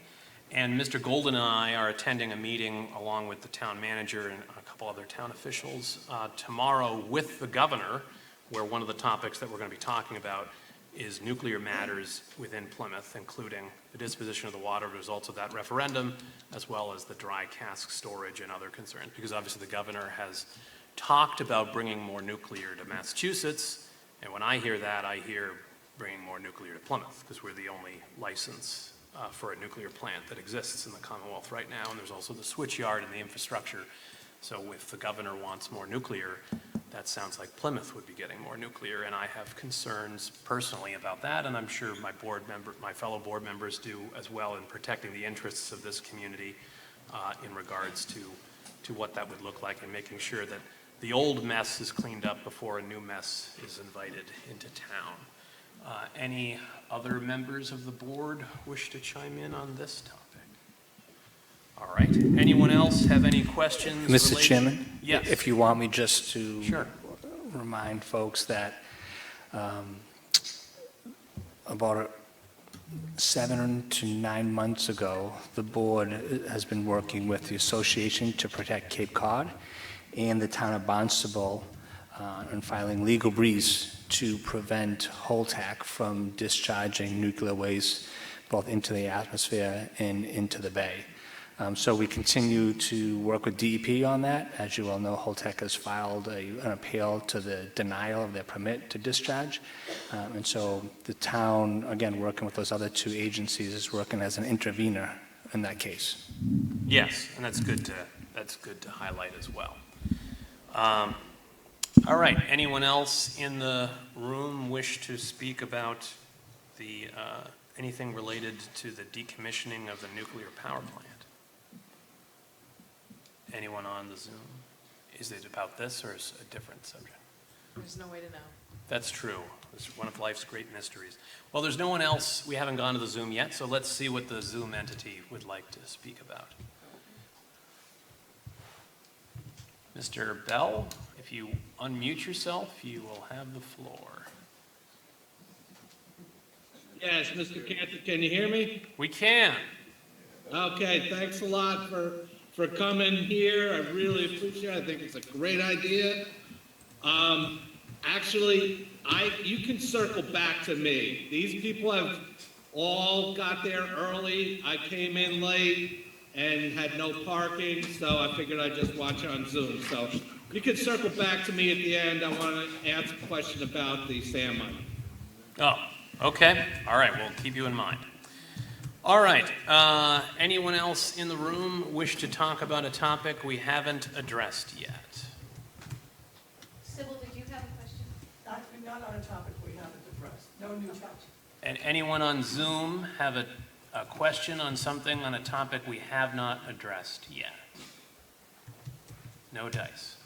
Okay, Ms. Jones, on any topic, since we've exhausted new topics, unless one reemerges. It's related. I can't say it's solely unique. Okay. Roz Jones, Precinct 9. Just a gentleman here brought up that there are these 3 parcels of land of interest right now. You know, the Holtec property, the 1,000 acres, and Atlantic Country Club. So if I'm on the select board and there's all of these varied interests, there's certainly not enough money to throw at all of them, right? I mean, that's just reality.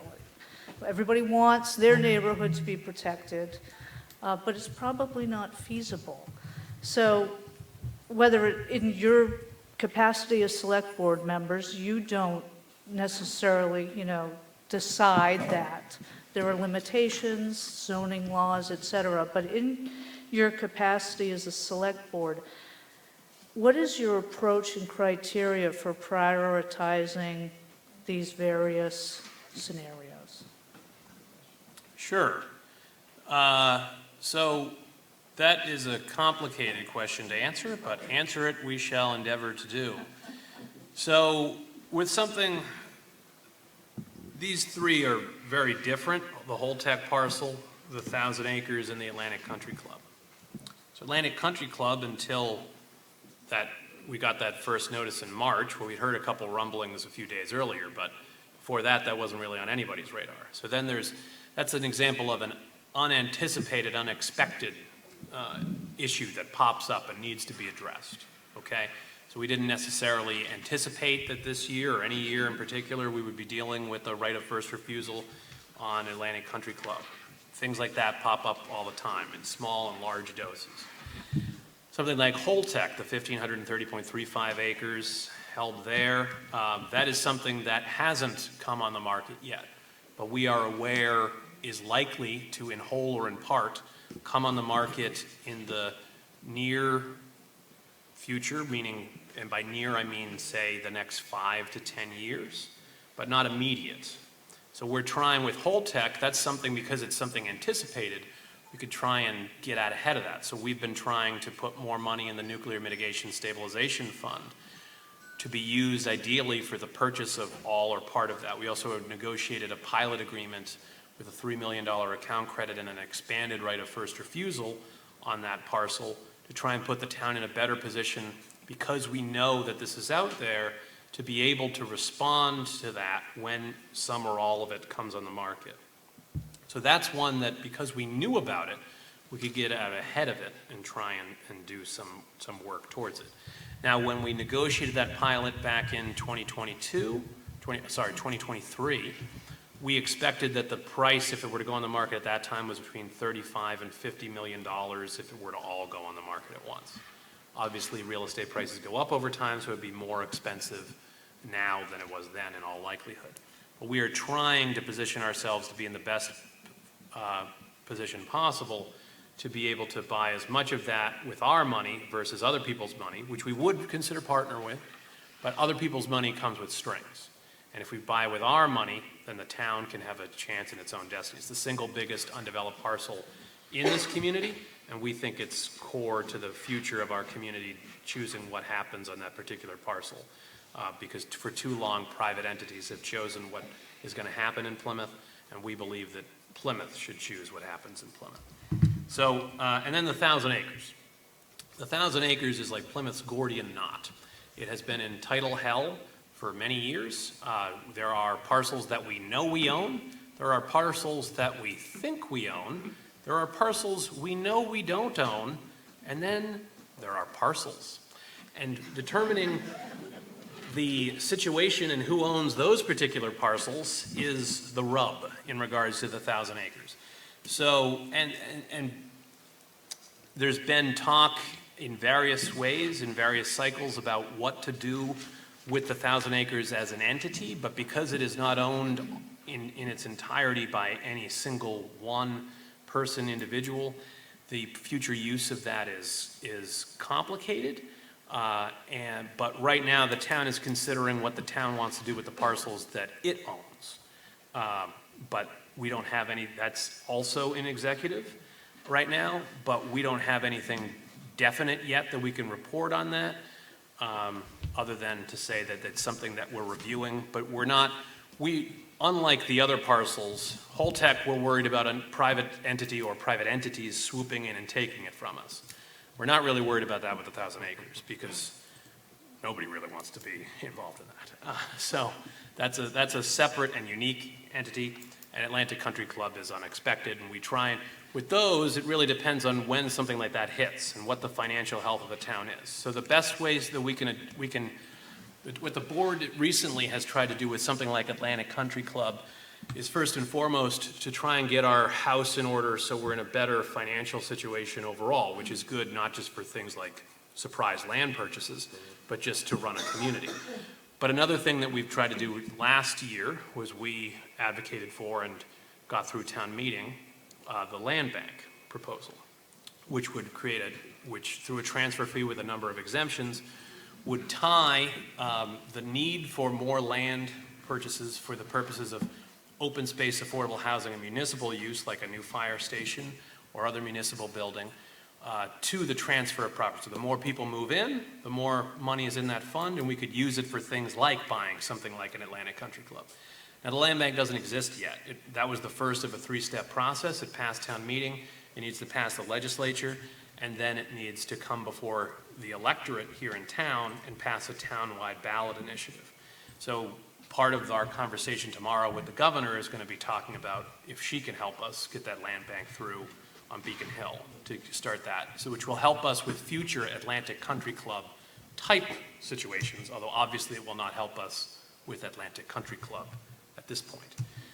But those are some of the ways that we are trying to be more creative, because there's never enough money, there's never enough time, and there's always competing interests out there.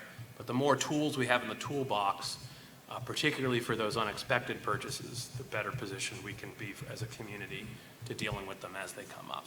Any other members of the board wish to chime in? Yes, Mr. Cohan. Land acquisitions, it's all about timing. And the town is presented with an option, whether it's the 1,000 acres or the 1,600 acres. We've been looking at that for nearly a couple of generations, what to do when that scenario arises. Having been involved in land acquisition negotiations and discussions over a period of time, it all boils down to, as you were a former finance committee member, you know it is about the funds that are available to the town. And they're limited. The CPA has responsibilities for housing and historical as well as open space. Many of the times we went to town meeting making recommendations to preserve open space. We were working with different departments within the town and with the state and nonprofits, trying to coordinate all of our resources to leverage what funds we had. So when we went to town meeting could see the benefits financially. So timing is important, and what we should be doing now is looking at scenarios that we should be looking at. We have a land use and acquisitions committee. They're looking at all the 61s that are coming in. We should be doing an assessment of the current 61s that are currently held in the town of Plymouth. We can do that through our assessor's office. They can provide a detailed list of chapter land, and we can start making assessments and prioritizing those, what is A, what is B, and what is C. But more importantly, start working with all these other, these state agencies and local nonprofits to find grant writing opportunities. The town of Plymouth has a grant writer. This is something that the grant writer could be looking at in terms of seeing the grant schedule and the timing of those schedules and how we might be able to successfully acquire a piece of land. That was something that I worked on for a number of years. There's a lot of moving parts of that process. Yes, there's been a noted of the land bank. The land bank did pass town meeting by 1 vote. It is now with the state. There are processes around land acquisition that I think is very important because we're using taxpayers' money, that the taxpayers should be involved in that discussion from the earliest point. So it's important that there is transparency in land acquisition, why we are buying land, what we're going to use that land for, and if we do enter into some negotiation with a party of developing their land, who is that and who we may sell land to. Those things are typically controlled by town meeting and always have been controlled by town meeting. There's a public discussion of what we're going to buy, what we're going to sell, what we're going to do with that piece of land, and why we are preserving it. But these things that you bring up are important. I think the town needs to coordinate its resources to be able to respond more efficiently when that timing opportunity comes up, when there's a land possibility in front of us. But like I said before, when I started to touch on this, is that some of these parcels we've known for many years that might come before the town of Plymouth. And we are doing things in getting mitigation funds and putting money aside for possible future acquisitions of parcels of land that we might be looking at in the very near future. All right. Thank you, Mr. Cohen. Any other members of the board? All right. Any other members of the public want to talk about any topic? Go ahead.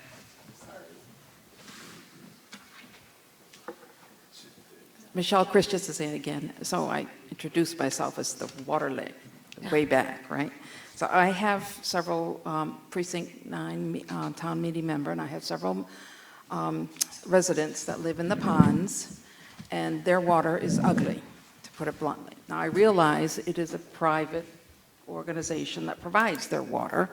However, I just think it's ethically and morally wrong that they don't have access to good, clean drinking water. And I would ask if the town would be willing to broker a meeting, work with Eversource, who provides their water, basically. They were, well, Aquarium, who was acquired by Eversource. So we've done some due diligence here. And the residents have been sending emails, asking, complaining about what they call dirty water. And yes, it has to do with flushing of the hydrants and things of that sort. But really, it's 2025. People in Plymouth should have access to good water. And so is there a way for the town to help broker a meeting, or at least, you know, it's a large corporation, so for the residents to go to them, that's not easy to do. So is that something you can help with? Sure. So we put the second board outside because of the number of people in the room, but there's 2 poster boards out there with the email addresses of all the select board members as well as the select board as an entire entity. So if I don't know if members are in attendance, but that could be passed along, those contact information, and we could certainly try and, although we cannot directly involve ourselves in the management of a private water company, we could reach out saying that our constituents have concerns about the quality of water that they're being provided, in hopes that they could, at a minimum, they might respond to the municipality reaching out to them versus Betty Sue and Jimmy John, right? So we can try and be the 800-pound gorilla in the room to the extent that we are able to do so. Yes. Yes. So, go ahead. I'm gonna bounce around a little here. Okay. So I'm Sybil Holland, the town rep for Precinct 8. Good to see you, Deb.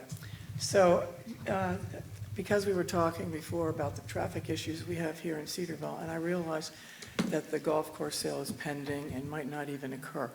But what I would hate for us to do as a town is to be chasing the traffic and safety problems that we would incur were we to purchase the country club the way we're needing to chase the problems here in Cedarville. So for people who are unaware of what the traffic and road situations in that neighborhood are, the actual principal roads servicing the country club area are either private roads or they are town of Plymouth roads. The roads going from east to west are Carter Bridge Road, Valley Road, Upland Road, and then Little Sandy Pond Road, which actually, when it ends at Bourne Road, is just a dirt road. These are, right now, before more traffic is added, they are totally inadequate, and they're very narrow. They were built at a time when Plymouth had fewer people and smaller cars, and they're very dangerous. Some of them go right by the houses that abut the road. The intersection of Upland Road, where it meets Valley Road, is not even visible from all directions. So there have been high incidents of traffic accidents there. North of this is the intersection of Valley Road and Little Herring Pond Road and Carter Bridge. This intersection is also dangerous because of poor visibility. All in all, it's quite treacherous. So sometimes you do something because it seems like a good idea. Let's buy this property. We could use it.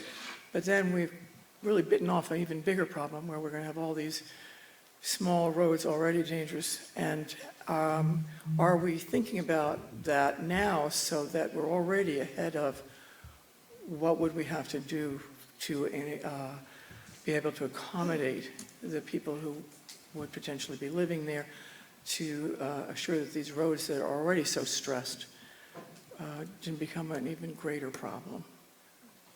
It's not really a question, but I'm hoping that you'll tell me that we're already on that kind of thinking.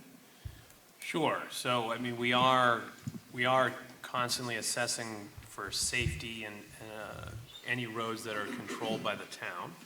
I would say, I mean, if we were to purchase Atlantic Country Club, it would not be our intention to build housing on it. So if we did purchase it, Greater traffic density, for sure, right? I guess it would really depend on what we purchased Atlantic Country Club in order to do, whether there'd be greater traffic density or not.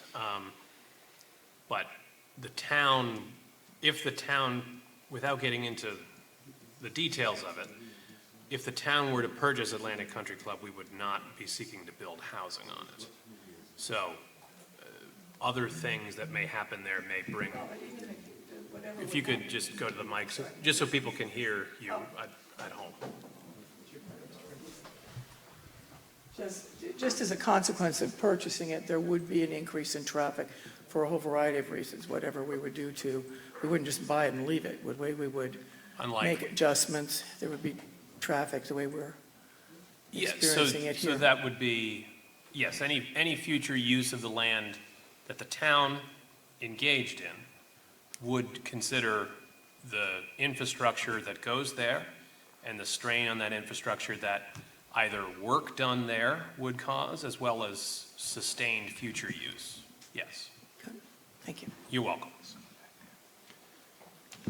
Yes, in the back, please.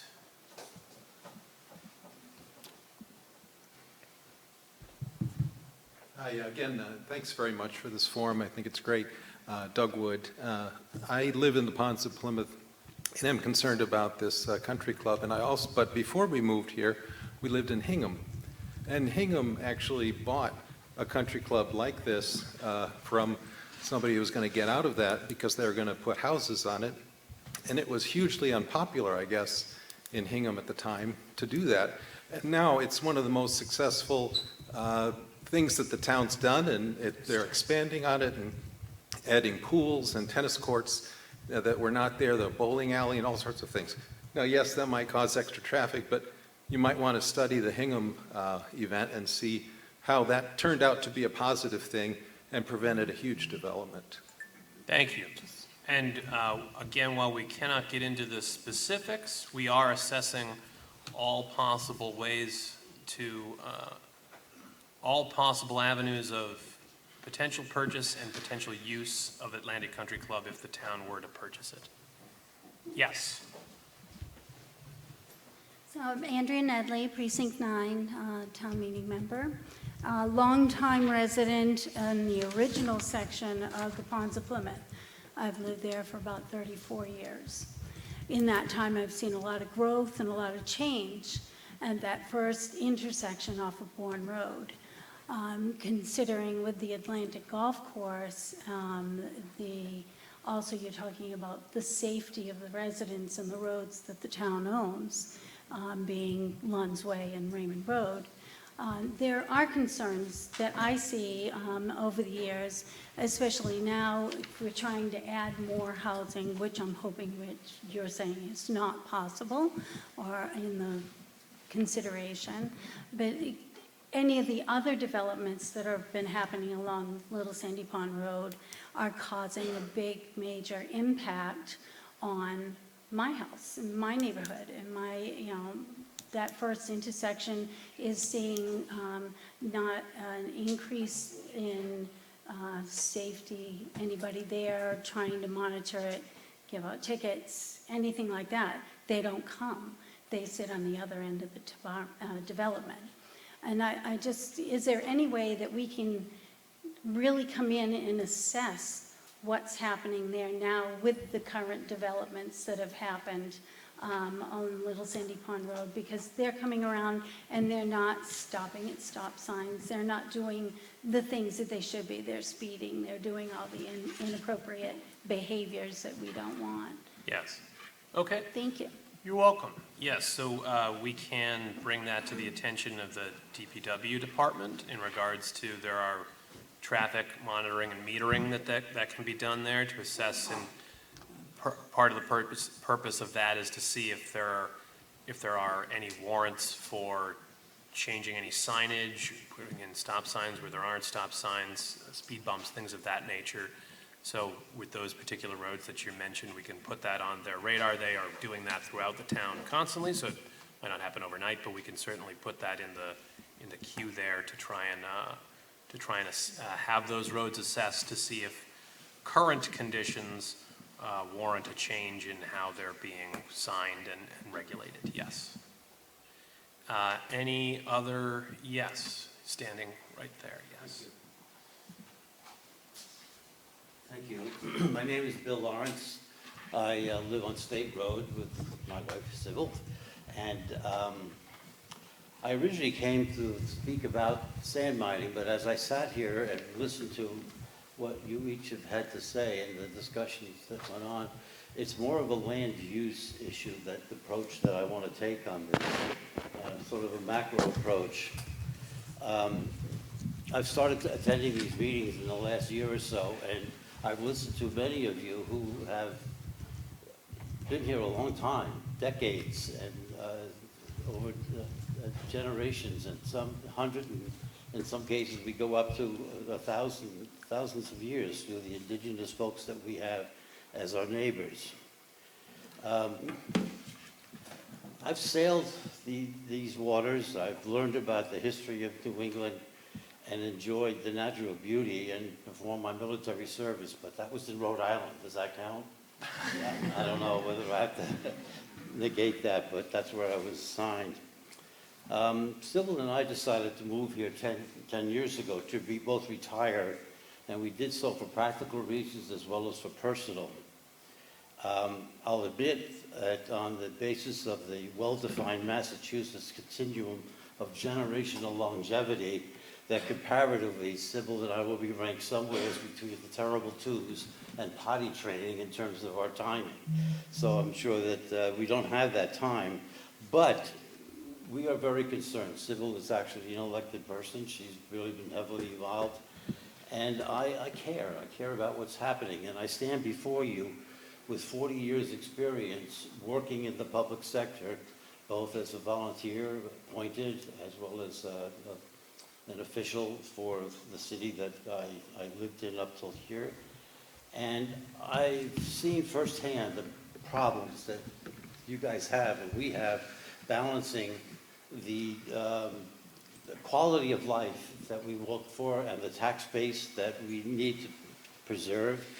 And we've balanced that by trying to find the right rate of growth, the type of growth that we can generate to support all that. And the one thing that I've seen in the various committees and positions I've had is that the people who have experience, and I'm seeing it here tonight, I'm glad a lot of the things you pointed out on the sand that I had not heard before, I've heard for the first time tonight. I'm glad to see that happening, as well as to see such a large crowd. We all know that without an informed and active electorate, our democracy can't survive. And one of the things that we have to think about is how we create a legacy. Our legacy in terms of what we want to leave behind and who and what kind of a place that we want to be able to live in. And the people that I've worked with who I've seen who really have that as a priority really prevail. Their reputations and their names and the legacy that they leave behind is something that's very important. Mr. Lawrence, you've exceeded your 3 minutes. How I'm much very additional sorry. time would you like to ask for? I can give you a minute. Thank you. Or I can give you The longer. thing that I'm concerned Okay. about in all of this is the concept of flooding. I did some research, and we know that there are billions of dollars that are being spent every single year throughout America, through the Northeast and California. We've seen what's happened there, Tennessee. We've seen the Portland. The flooding has become a very critical issue to all of us, and that boils down to land use. One of the reasons why I think we've survived, and I looked it up, and Massachusetts placed 50th in the loss of people, deaths per capita. That's 0.02 people per year, because we have a very strict balance at this point between our developed and undeveloped lands. And because we have so much sand, and we are really, our land is just mostly sand, and that's become a very expensive commodity, and that's why we're all discussing that at this point. But we can't afford to let this water level be, where's Lee, on the water, what you're going through. We can't afford that. Water is precious, and we're one of the few states that are totally independent. We take care of ourselves. We have that water. And what we need to do is make sure that the decisions that we all make, us as voters and you as administrators, that we really preserve that balance between nature so that we can continue to live in the country that we're living in and the state that we're living in.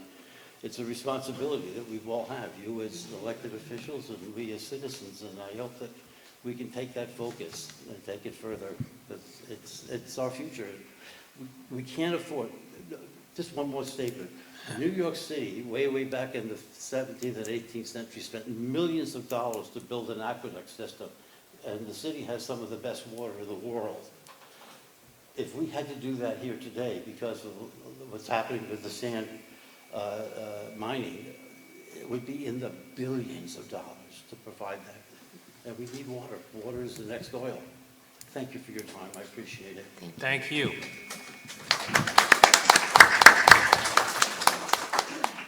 All right. Yes, you haven't spoken yet, please. My name is Jason Platt. I'm a newly elected town meeting member of Precinct 9. I'm not the best public speaker, so bear with me. one of the issues that was raised when I was door knocking was that we don't have enough streetlights. So the way that works is that each individual homeowner would have to contact Eversource and then pay to have a new streetlight installed. So I was curious how we could get some traction going to have municipal town lighting. So that way, and I think it would be beneficial because I know downtown they want to put up security cameras and that would be a good housing spot for that. In addition, we need speeding traps or something, so I didn't know if we would want to have any kind of traffic monitoring systems. Thank you. Okay. Thank you. So currently the streetlights throughout the community, with perhaps a few rare exceptions, are owned by Eversource. There's been conversations about the municipality acquiring those lights, although from my recollection, although I was not directly involved in those discussions, there was disagreement on the cost of it and some of the state of some of them. Some of them are not in. A lot of the complaints we get about streetlights are that their streetlights don't work because they think a lot of municipalities own their streetlights, but we do not. And so a priority that I expressed at that time was, if we're going to acquire these lights, are we going to be able to do a better job than Eversource is? Because we don't want to just acquire them and then not be able to, because our DPW department is already trying to deliver a number of other services throughout the community, such as improving roads is one of those. But we want to make sure if we're taking on something like that, that we can meet or exceed what Eversource is able to do in the private sector. But I don't know, Mr. Brindisi, if you have anything else on the status of municipal streetlights? Well, I will say that we often get complaints about streetlights being out, and as you pointed out, Mr. Chairman, the town doesn't own the streetlights. I asked Jade to pull up the town's website again. We started a new program about 2.5 years ago called See Click Fix. And so for simple complaints like potholes, maybe there's a dead animal on your street, streetlights, you can go to the town's website. So can we go to the homepage first? So if you just go to the homepage on the town's website, you just scroll down. It's right here. It's right up front. You click on the button that says Report a Concern. Right there. Go ahead. And so then this right here, using streetlights as an example, you just scroll down, keep going, and you see all these various types of complaints you can enter. Keep going. And you can keep, and so we will find streetlights. It's towards the bottom. Street light should be coming up. Do you have someone stealing things from the street light issues? No, we're working on that. That's gonna be an add-on. So you would just click on street light issues, and then this is a little bit slow. You would then enter your location, and what's really good about this system is if you enter your email address, once they route that concern and it gets resolved, you'll get a notification that the complaint has been resolved. So for simple issues like streetlights, I would encourage you to use this, because this complaint gets routed to the department that manages those types of issues. So if it's a dead animal, that'll get routed to animal control. If it's a pothole, it gets routed to DPW, and so on and so forth. And I would add, if you use See-Click Fix on a computer, you have to sort of manually put in your location, but if you use it on a phone or something with a location feature, you can actually put a very precise location as to where you see a pothole or a street light issue or a stray dog or other various things. Okay. Any other? Yes. So I would just like to bring up the topic of 71 Hedges Pond Road. Mr. Brindisi, just earlier you said that the next step is going forward, that the excavation, that there's also going, paths are put in. I think if you would clarify for us a couple of things. In this community, we've been really worried about this. We feel like we've been chasing it. We were uninformed. Suddenly it was right on our plate, and we had to run after it and say, wait, stop. And there were a lot of concerns. So it's for sale now, and yet we're going forward with some work, it sounds like. So my question are, who owns it, and why is work going forward if it's for sale? And I guess the big question is, since the town sold it, and kind of for a good deal, does the town have any leverage at all anymore about what happens to that property? Do they have any say at all if someone comes in and buys it to talk to the town? What do we need? We didn't need frankly, two ice skating rinks and field warehouses. We didn't need that. There are plenty of things we do need that could benefit the town and benefit our community. But what's happening and who owns it? And going forward, does the town have any leverage? Thank you. Sure. So right now, as far as I know, Pontiff owns the property. The town's ability to control what happens on the land, because we do not own the land, is sold by prior action of town meeting, a prior action of a prior select board, not the members sitting here, but the town's ability to control it is really limited to, as of right now, what our zoning bylaw says, and whether a future use that is not in conformity with what was presented was within the existing bylaw, so that they could do by right, or if they need a special permit or other type of permission. But Mr. Brindisi, did you want to further clarify some of the statements that you made in regards to 71 Hedges towards the beginning, what the status of 71 Hedges is right now, just as a refresher for folks? Yeah, I mean, I can tell you based upon the information I received today that we received a notice from Pontiff's attorney that they are at the process that they're grading the site. They wanted to let folks know that there will be some gravel removal, so you will see trucks, and that's part of the incidental gravel removal, part of the permitting process that was issued by the planning board. They state in their email that they're finalizing the terms with several large square footage leases that will bring significant employment to the town. The building commissioner did also identify that the property is ready for the installation of the pads for future development. Okay. Yes, Mr. Cohan? In light of that, Mr. Brindisi, as they start to move forward on exercising the permit that they have, the bylaw is clear on how much they can disturb and remove at a time at 5 acres and to stabilize the remaining of the site. So I hope that the oversight of that permit and the conditions is top on inspectional services in terms of those amenities around it, because now we're going to get into the actual pulling back of the soil, taking out the sand, and that's when we get the debris moving around the neighborhood. So I hope that that is something that you can bring to their attention. Sure. Thank you. Any other board members wish to? All right. We do have someone on the Zoom, you said, Jade, yes? I have a question. I understand we have someone on the Zoom. Thank you.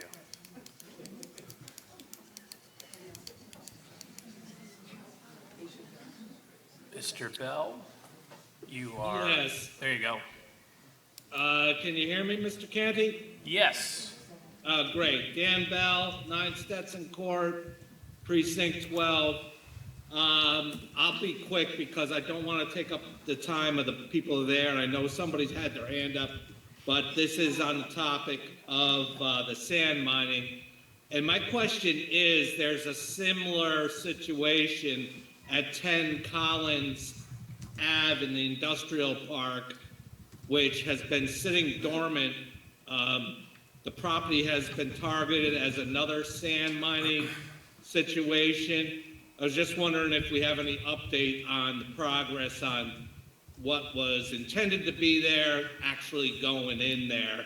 Also, I just want to give a shout out to the local scene. They're doing an amazing job with a road show. This is the first time that they've ever broadcast live. All right. That's it. Thank you. Okay. Well, 10 Collins and what's happening at 10 Collins is not really on my radar in particular. I have seen the work progressing there, so and I know there's been a lot of wonder as to what is happening, but I don't know the specifics, and I don't think that.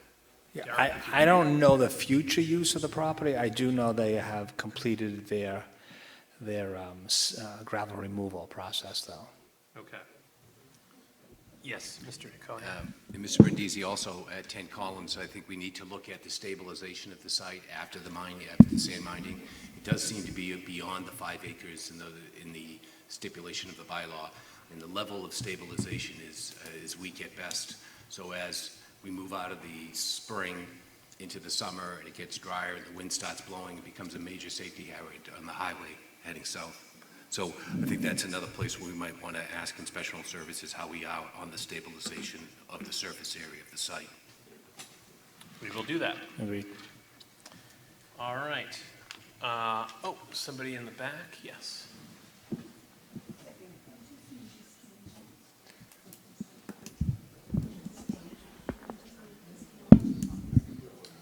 Paula Marcoux.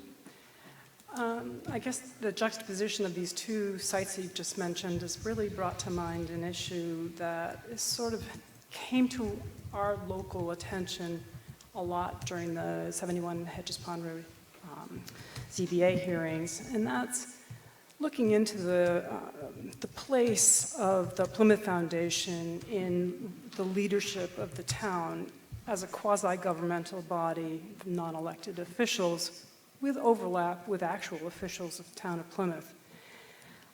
As to their actual charity status, I leave that to the AG's office to decide, but they're being involved in the buying and selling of properties and many other aspects of governmental goings-on in Plymouth. I just wonder, what's the future of town leadership's involvement in that? Addressing conflict of interest seemed to be a really important point to undertake now, and there's been a real shaking of confidence in town government in this area in the last year or so. Sure. Thank you. Thank you.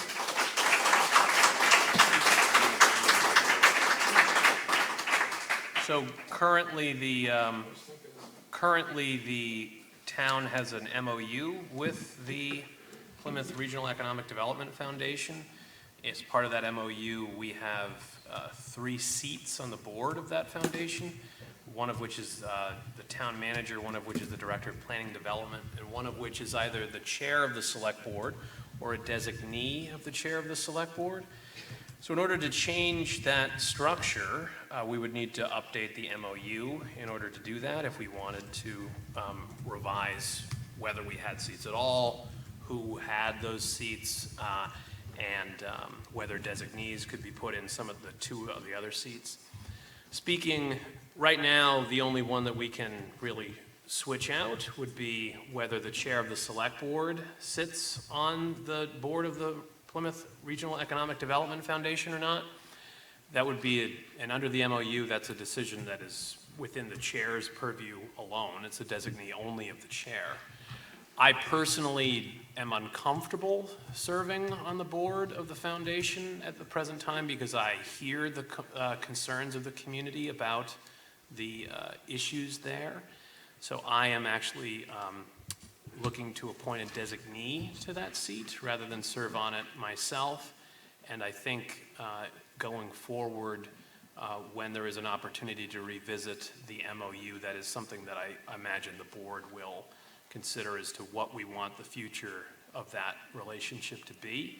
I do think 71 Hedges is obviously a controversial topic for a number of reasons, and I certainly understand that, particularly in the venue that we're at. Another thing that the foundation does do, though, on an annual basis is the Blue Economy Conference, which I do think does provide a benefit to the community. So while 71 Hedges is unpopular, I do think there are good things that the foundation does. I'd like to see more of the good and less the bad, long story short. But I think in the near term, I don't think it's appropriate for me to serve in that position. So I will not be serving in that position, because I'd like to focus on hearing from residents, addressing concerns, and not having management of that particular micro-fiefdom at this time. So that is my intention. That is something we can control starting on day one here, but that is something, and I have someone that is considering whether they would like to be that designee or not, and waiting for a response from them when they've had the opportunity to do their due diligence and decide whether that is something that fits in with their life and is something they can do. So that is my response as to that. Any other questions? Yes.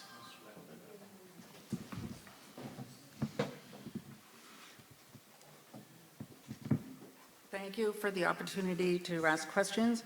My name is Meg Sheehan. I'm a fifth-generation resident of Plymouth and property owner here. My two questions relate to sand mining. My first question is that you heard about the two sand mining bills that have been filed at the State House. One is for a moratorium on sand mining in Plymouth and Bristol counties, and the second is for a task force to study the health and environmental impacts of sand mining, including the impacts on the aquifer. The two bills were heard before the State Joint Committee on Environment and Natural Resources on June 3rd, last week. Senator Fernandez is the vice chair of that joint committee. 35 people and groups testified in support of those two bills from people from around the state, including residents who live next to sand mines in the town of Dalton. The hearing lasted over 2 hours, and the people testifying in support and the groups included the Conservation Law Foundation, a regional law foundation that advocates for the public interest on environmental law issues, and the Sierra Club, as well as many residents impacted by sand mining.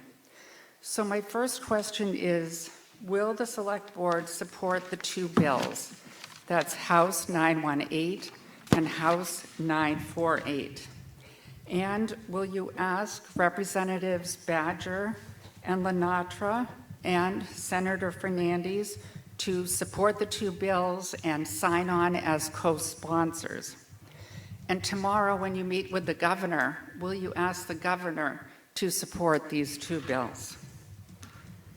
So my second question also relates to sand mining. You may recall at the May 20th Select Board meeting, a resident, I believe his name was Dan Cook, a town meeting member, testified at public comment about his experience with sand dust from the sand mine at 71 Hedges Pond Road. The board did not respond at that time. Mr. Cook stated that that day or that week he had driven his motorcycle down Hedges Pond Road and was covered with sand dust from the sand mining operation at 71 Hedges Pond Road. At the June 3rd hearing at the State House last week, among the experts who testified were scientists from the Olin College of Engineering in Needham, and these scientists testified that they had sampled sand dust from sand mines in Plymouth County. You've exceeded your 3 minutes. How much additional time? Just a few sentences, thank you. I will give you an additional minute. They tested the sand and they determined that it was respirable crystalline silica, which causes silicosis and is regulated by OSHA with limits to protect workers from exposure. My question is, will the Select Board recommend that the building inspector or the Board of Health require the operation at 71 Hedges Pond Road to test the sand that Mr. Cook was exposed to determine whether it constitutes respirable crystalline silica? And if not, why not? Thank you. Thank you. So, Mr. Brindisi, would you care to take a crack at that second question about the health, as a former public health official yourself, more of your bailiwick than mine? I don't know if I totally understand the question. It sounds like there was a resident who suggests he was exposed to silica dust from 71 Hedges Pond Road. So air quality is a complicated issue. It's regulated through DEP Regulation 710 CMR. Those types of complaints typically forwarded to DEP. So Ms. Sheehan, if you'd like to reach out to that resident, I would suggest they speak to DEP officials. Okay. No, not at this time. So I'm still answering the questions you've already posed. So in regards to the first question, in regards to the individual bills that you that have been filed, so obviously they're on Beacon Hill working their way through the legislative process. We expect that our state delegation will do their due diligence in regards to the specifics of those bills. We do have frequent conversations with the state delegation on a number of matters that affect local issues. So we will be in communication with them in regards to the passage of those bills as they work their way through the process. Just the initial testimony of the hearing, I imagine there's several additional rounds to go through, so we will be keeping an eye on that legislation as it works its way through the system. Mr. Chairman, if I could correct myself, it's 310 CMR, not 710. Okay, thank you, Mr. Brindisi. Did you want to? Yeah, just to speak to one of the questions on H918, H91948. I'm not speaking for the board. I'm speaking as a resident. I've read both of them and I support them. So if that's a question, that's an answer. Thank you. Any other members of the board wish to? Okay. Any other questions from any other residents in physical attendance? And Jade, anyone on Zoom? No. All right, one last call for any other questions. All right, Ms. Downs.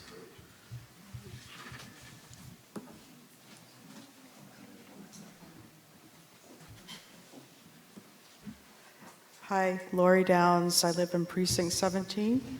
Not so much a question, but a compliment.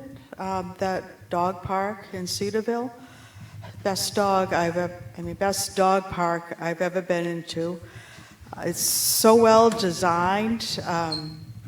It's got logs and rocks and bark, and my dog just loves, the jumping, and the dogs run in packs around the trees, and whoever designed it, I think it's award-winning.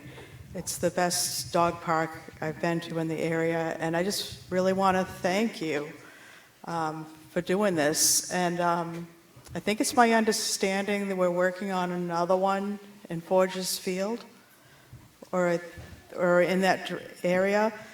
And whoever the architect was for this dog park, I hope that you use the same one for future dog parks. So, thank you. Thank you. All right. Anyone else? Yes, go ahead.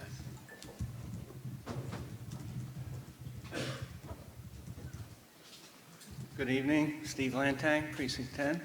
I first want to congratulate Mr. Cohen and Ms. Iaquinto for this, and I'm looking forward to how this new committee is going to take the town into the future.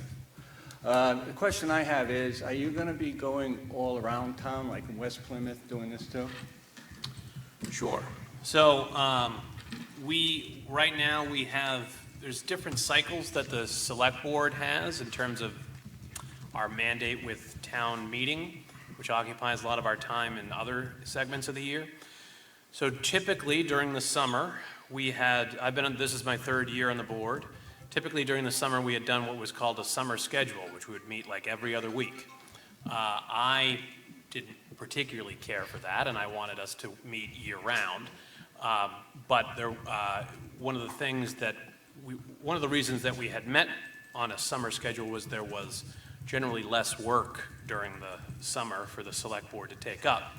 So it was a great opportunity for us to do things like this on the road, to get out in front of residents, because obviously, as you saw, we had a pretty light agenda before we entered into this public question and answer session that's been going on for a little upwards of 2 hours at this point.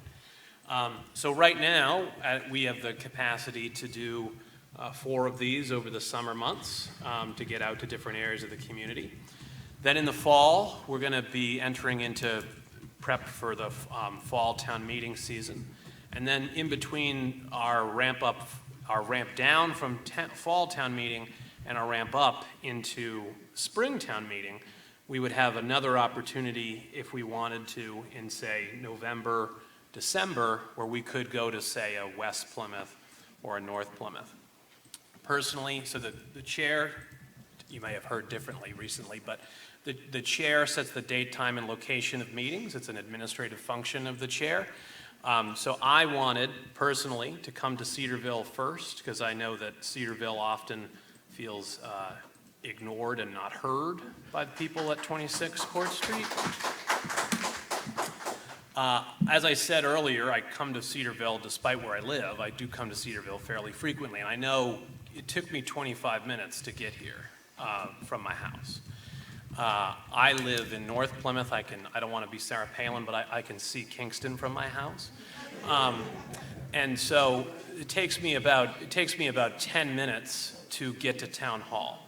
So for other residents of North Plymouth, they're fairly close to Town Hall. I realize they're not exactly there, they can't walk it easily, but they're closer. I grew up in West Plymouth, which is I grew up off Esta Road, which is off Carver Road. It's about 15 minutes, maybe 20 if you get a bad set of lights on Samoset. But I wanted to come down here first and then Southwest Plymouth next, because I thought those were the areas of the community that felt the most neglected and also literally lived the farthest away. So that's why you guys were a priority for me and for us, and why the order of operations is the way it is.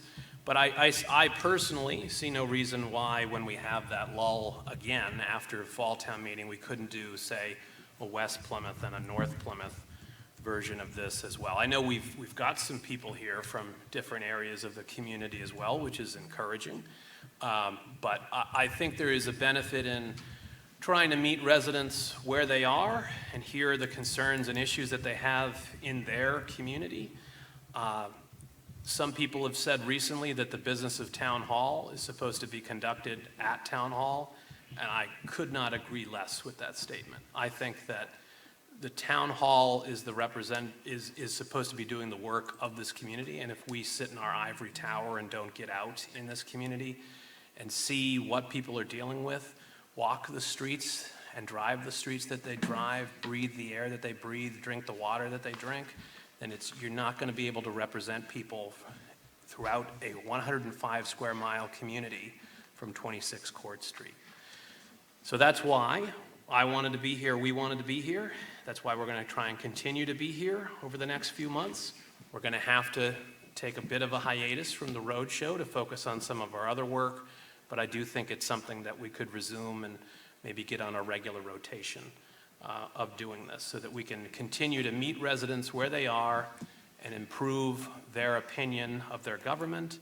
We can't solve all your problems in one evening. I can't attest to that, but I do think that a lot of it is people want to be heard and they want to be seen, and I hope at a minimum, even if you didn't get your question answered tonight to your satisfaction or your problem solved, at least you feel better about the government of your community and the management of your town. I want to thank PAC TV. I want to thank Casey Kennedy and Jade Anderton, and who did a lot of work to make this night happen.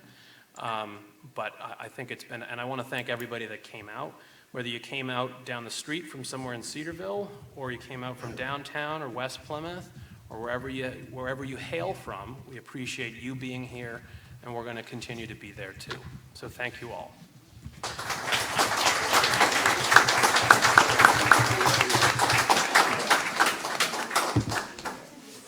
All right, our public seems to be voting with their feet. So, yeah, anytime. Tom McKay. Good to see everybody. Well, we have a couple things left. That's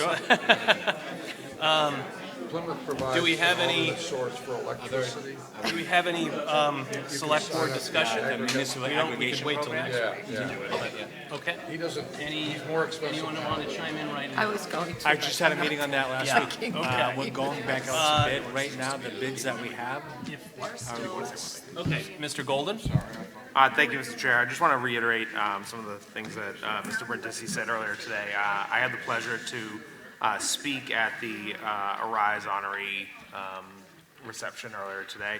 I want to thank Commissioner Michelle Brady and Assistant Commissioner Emily Wilson for their work, and really the whole HHS team.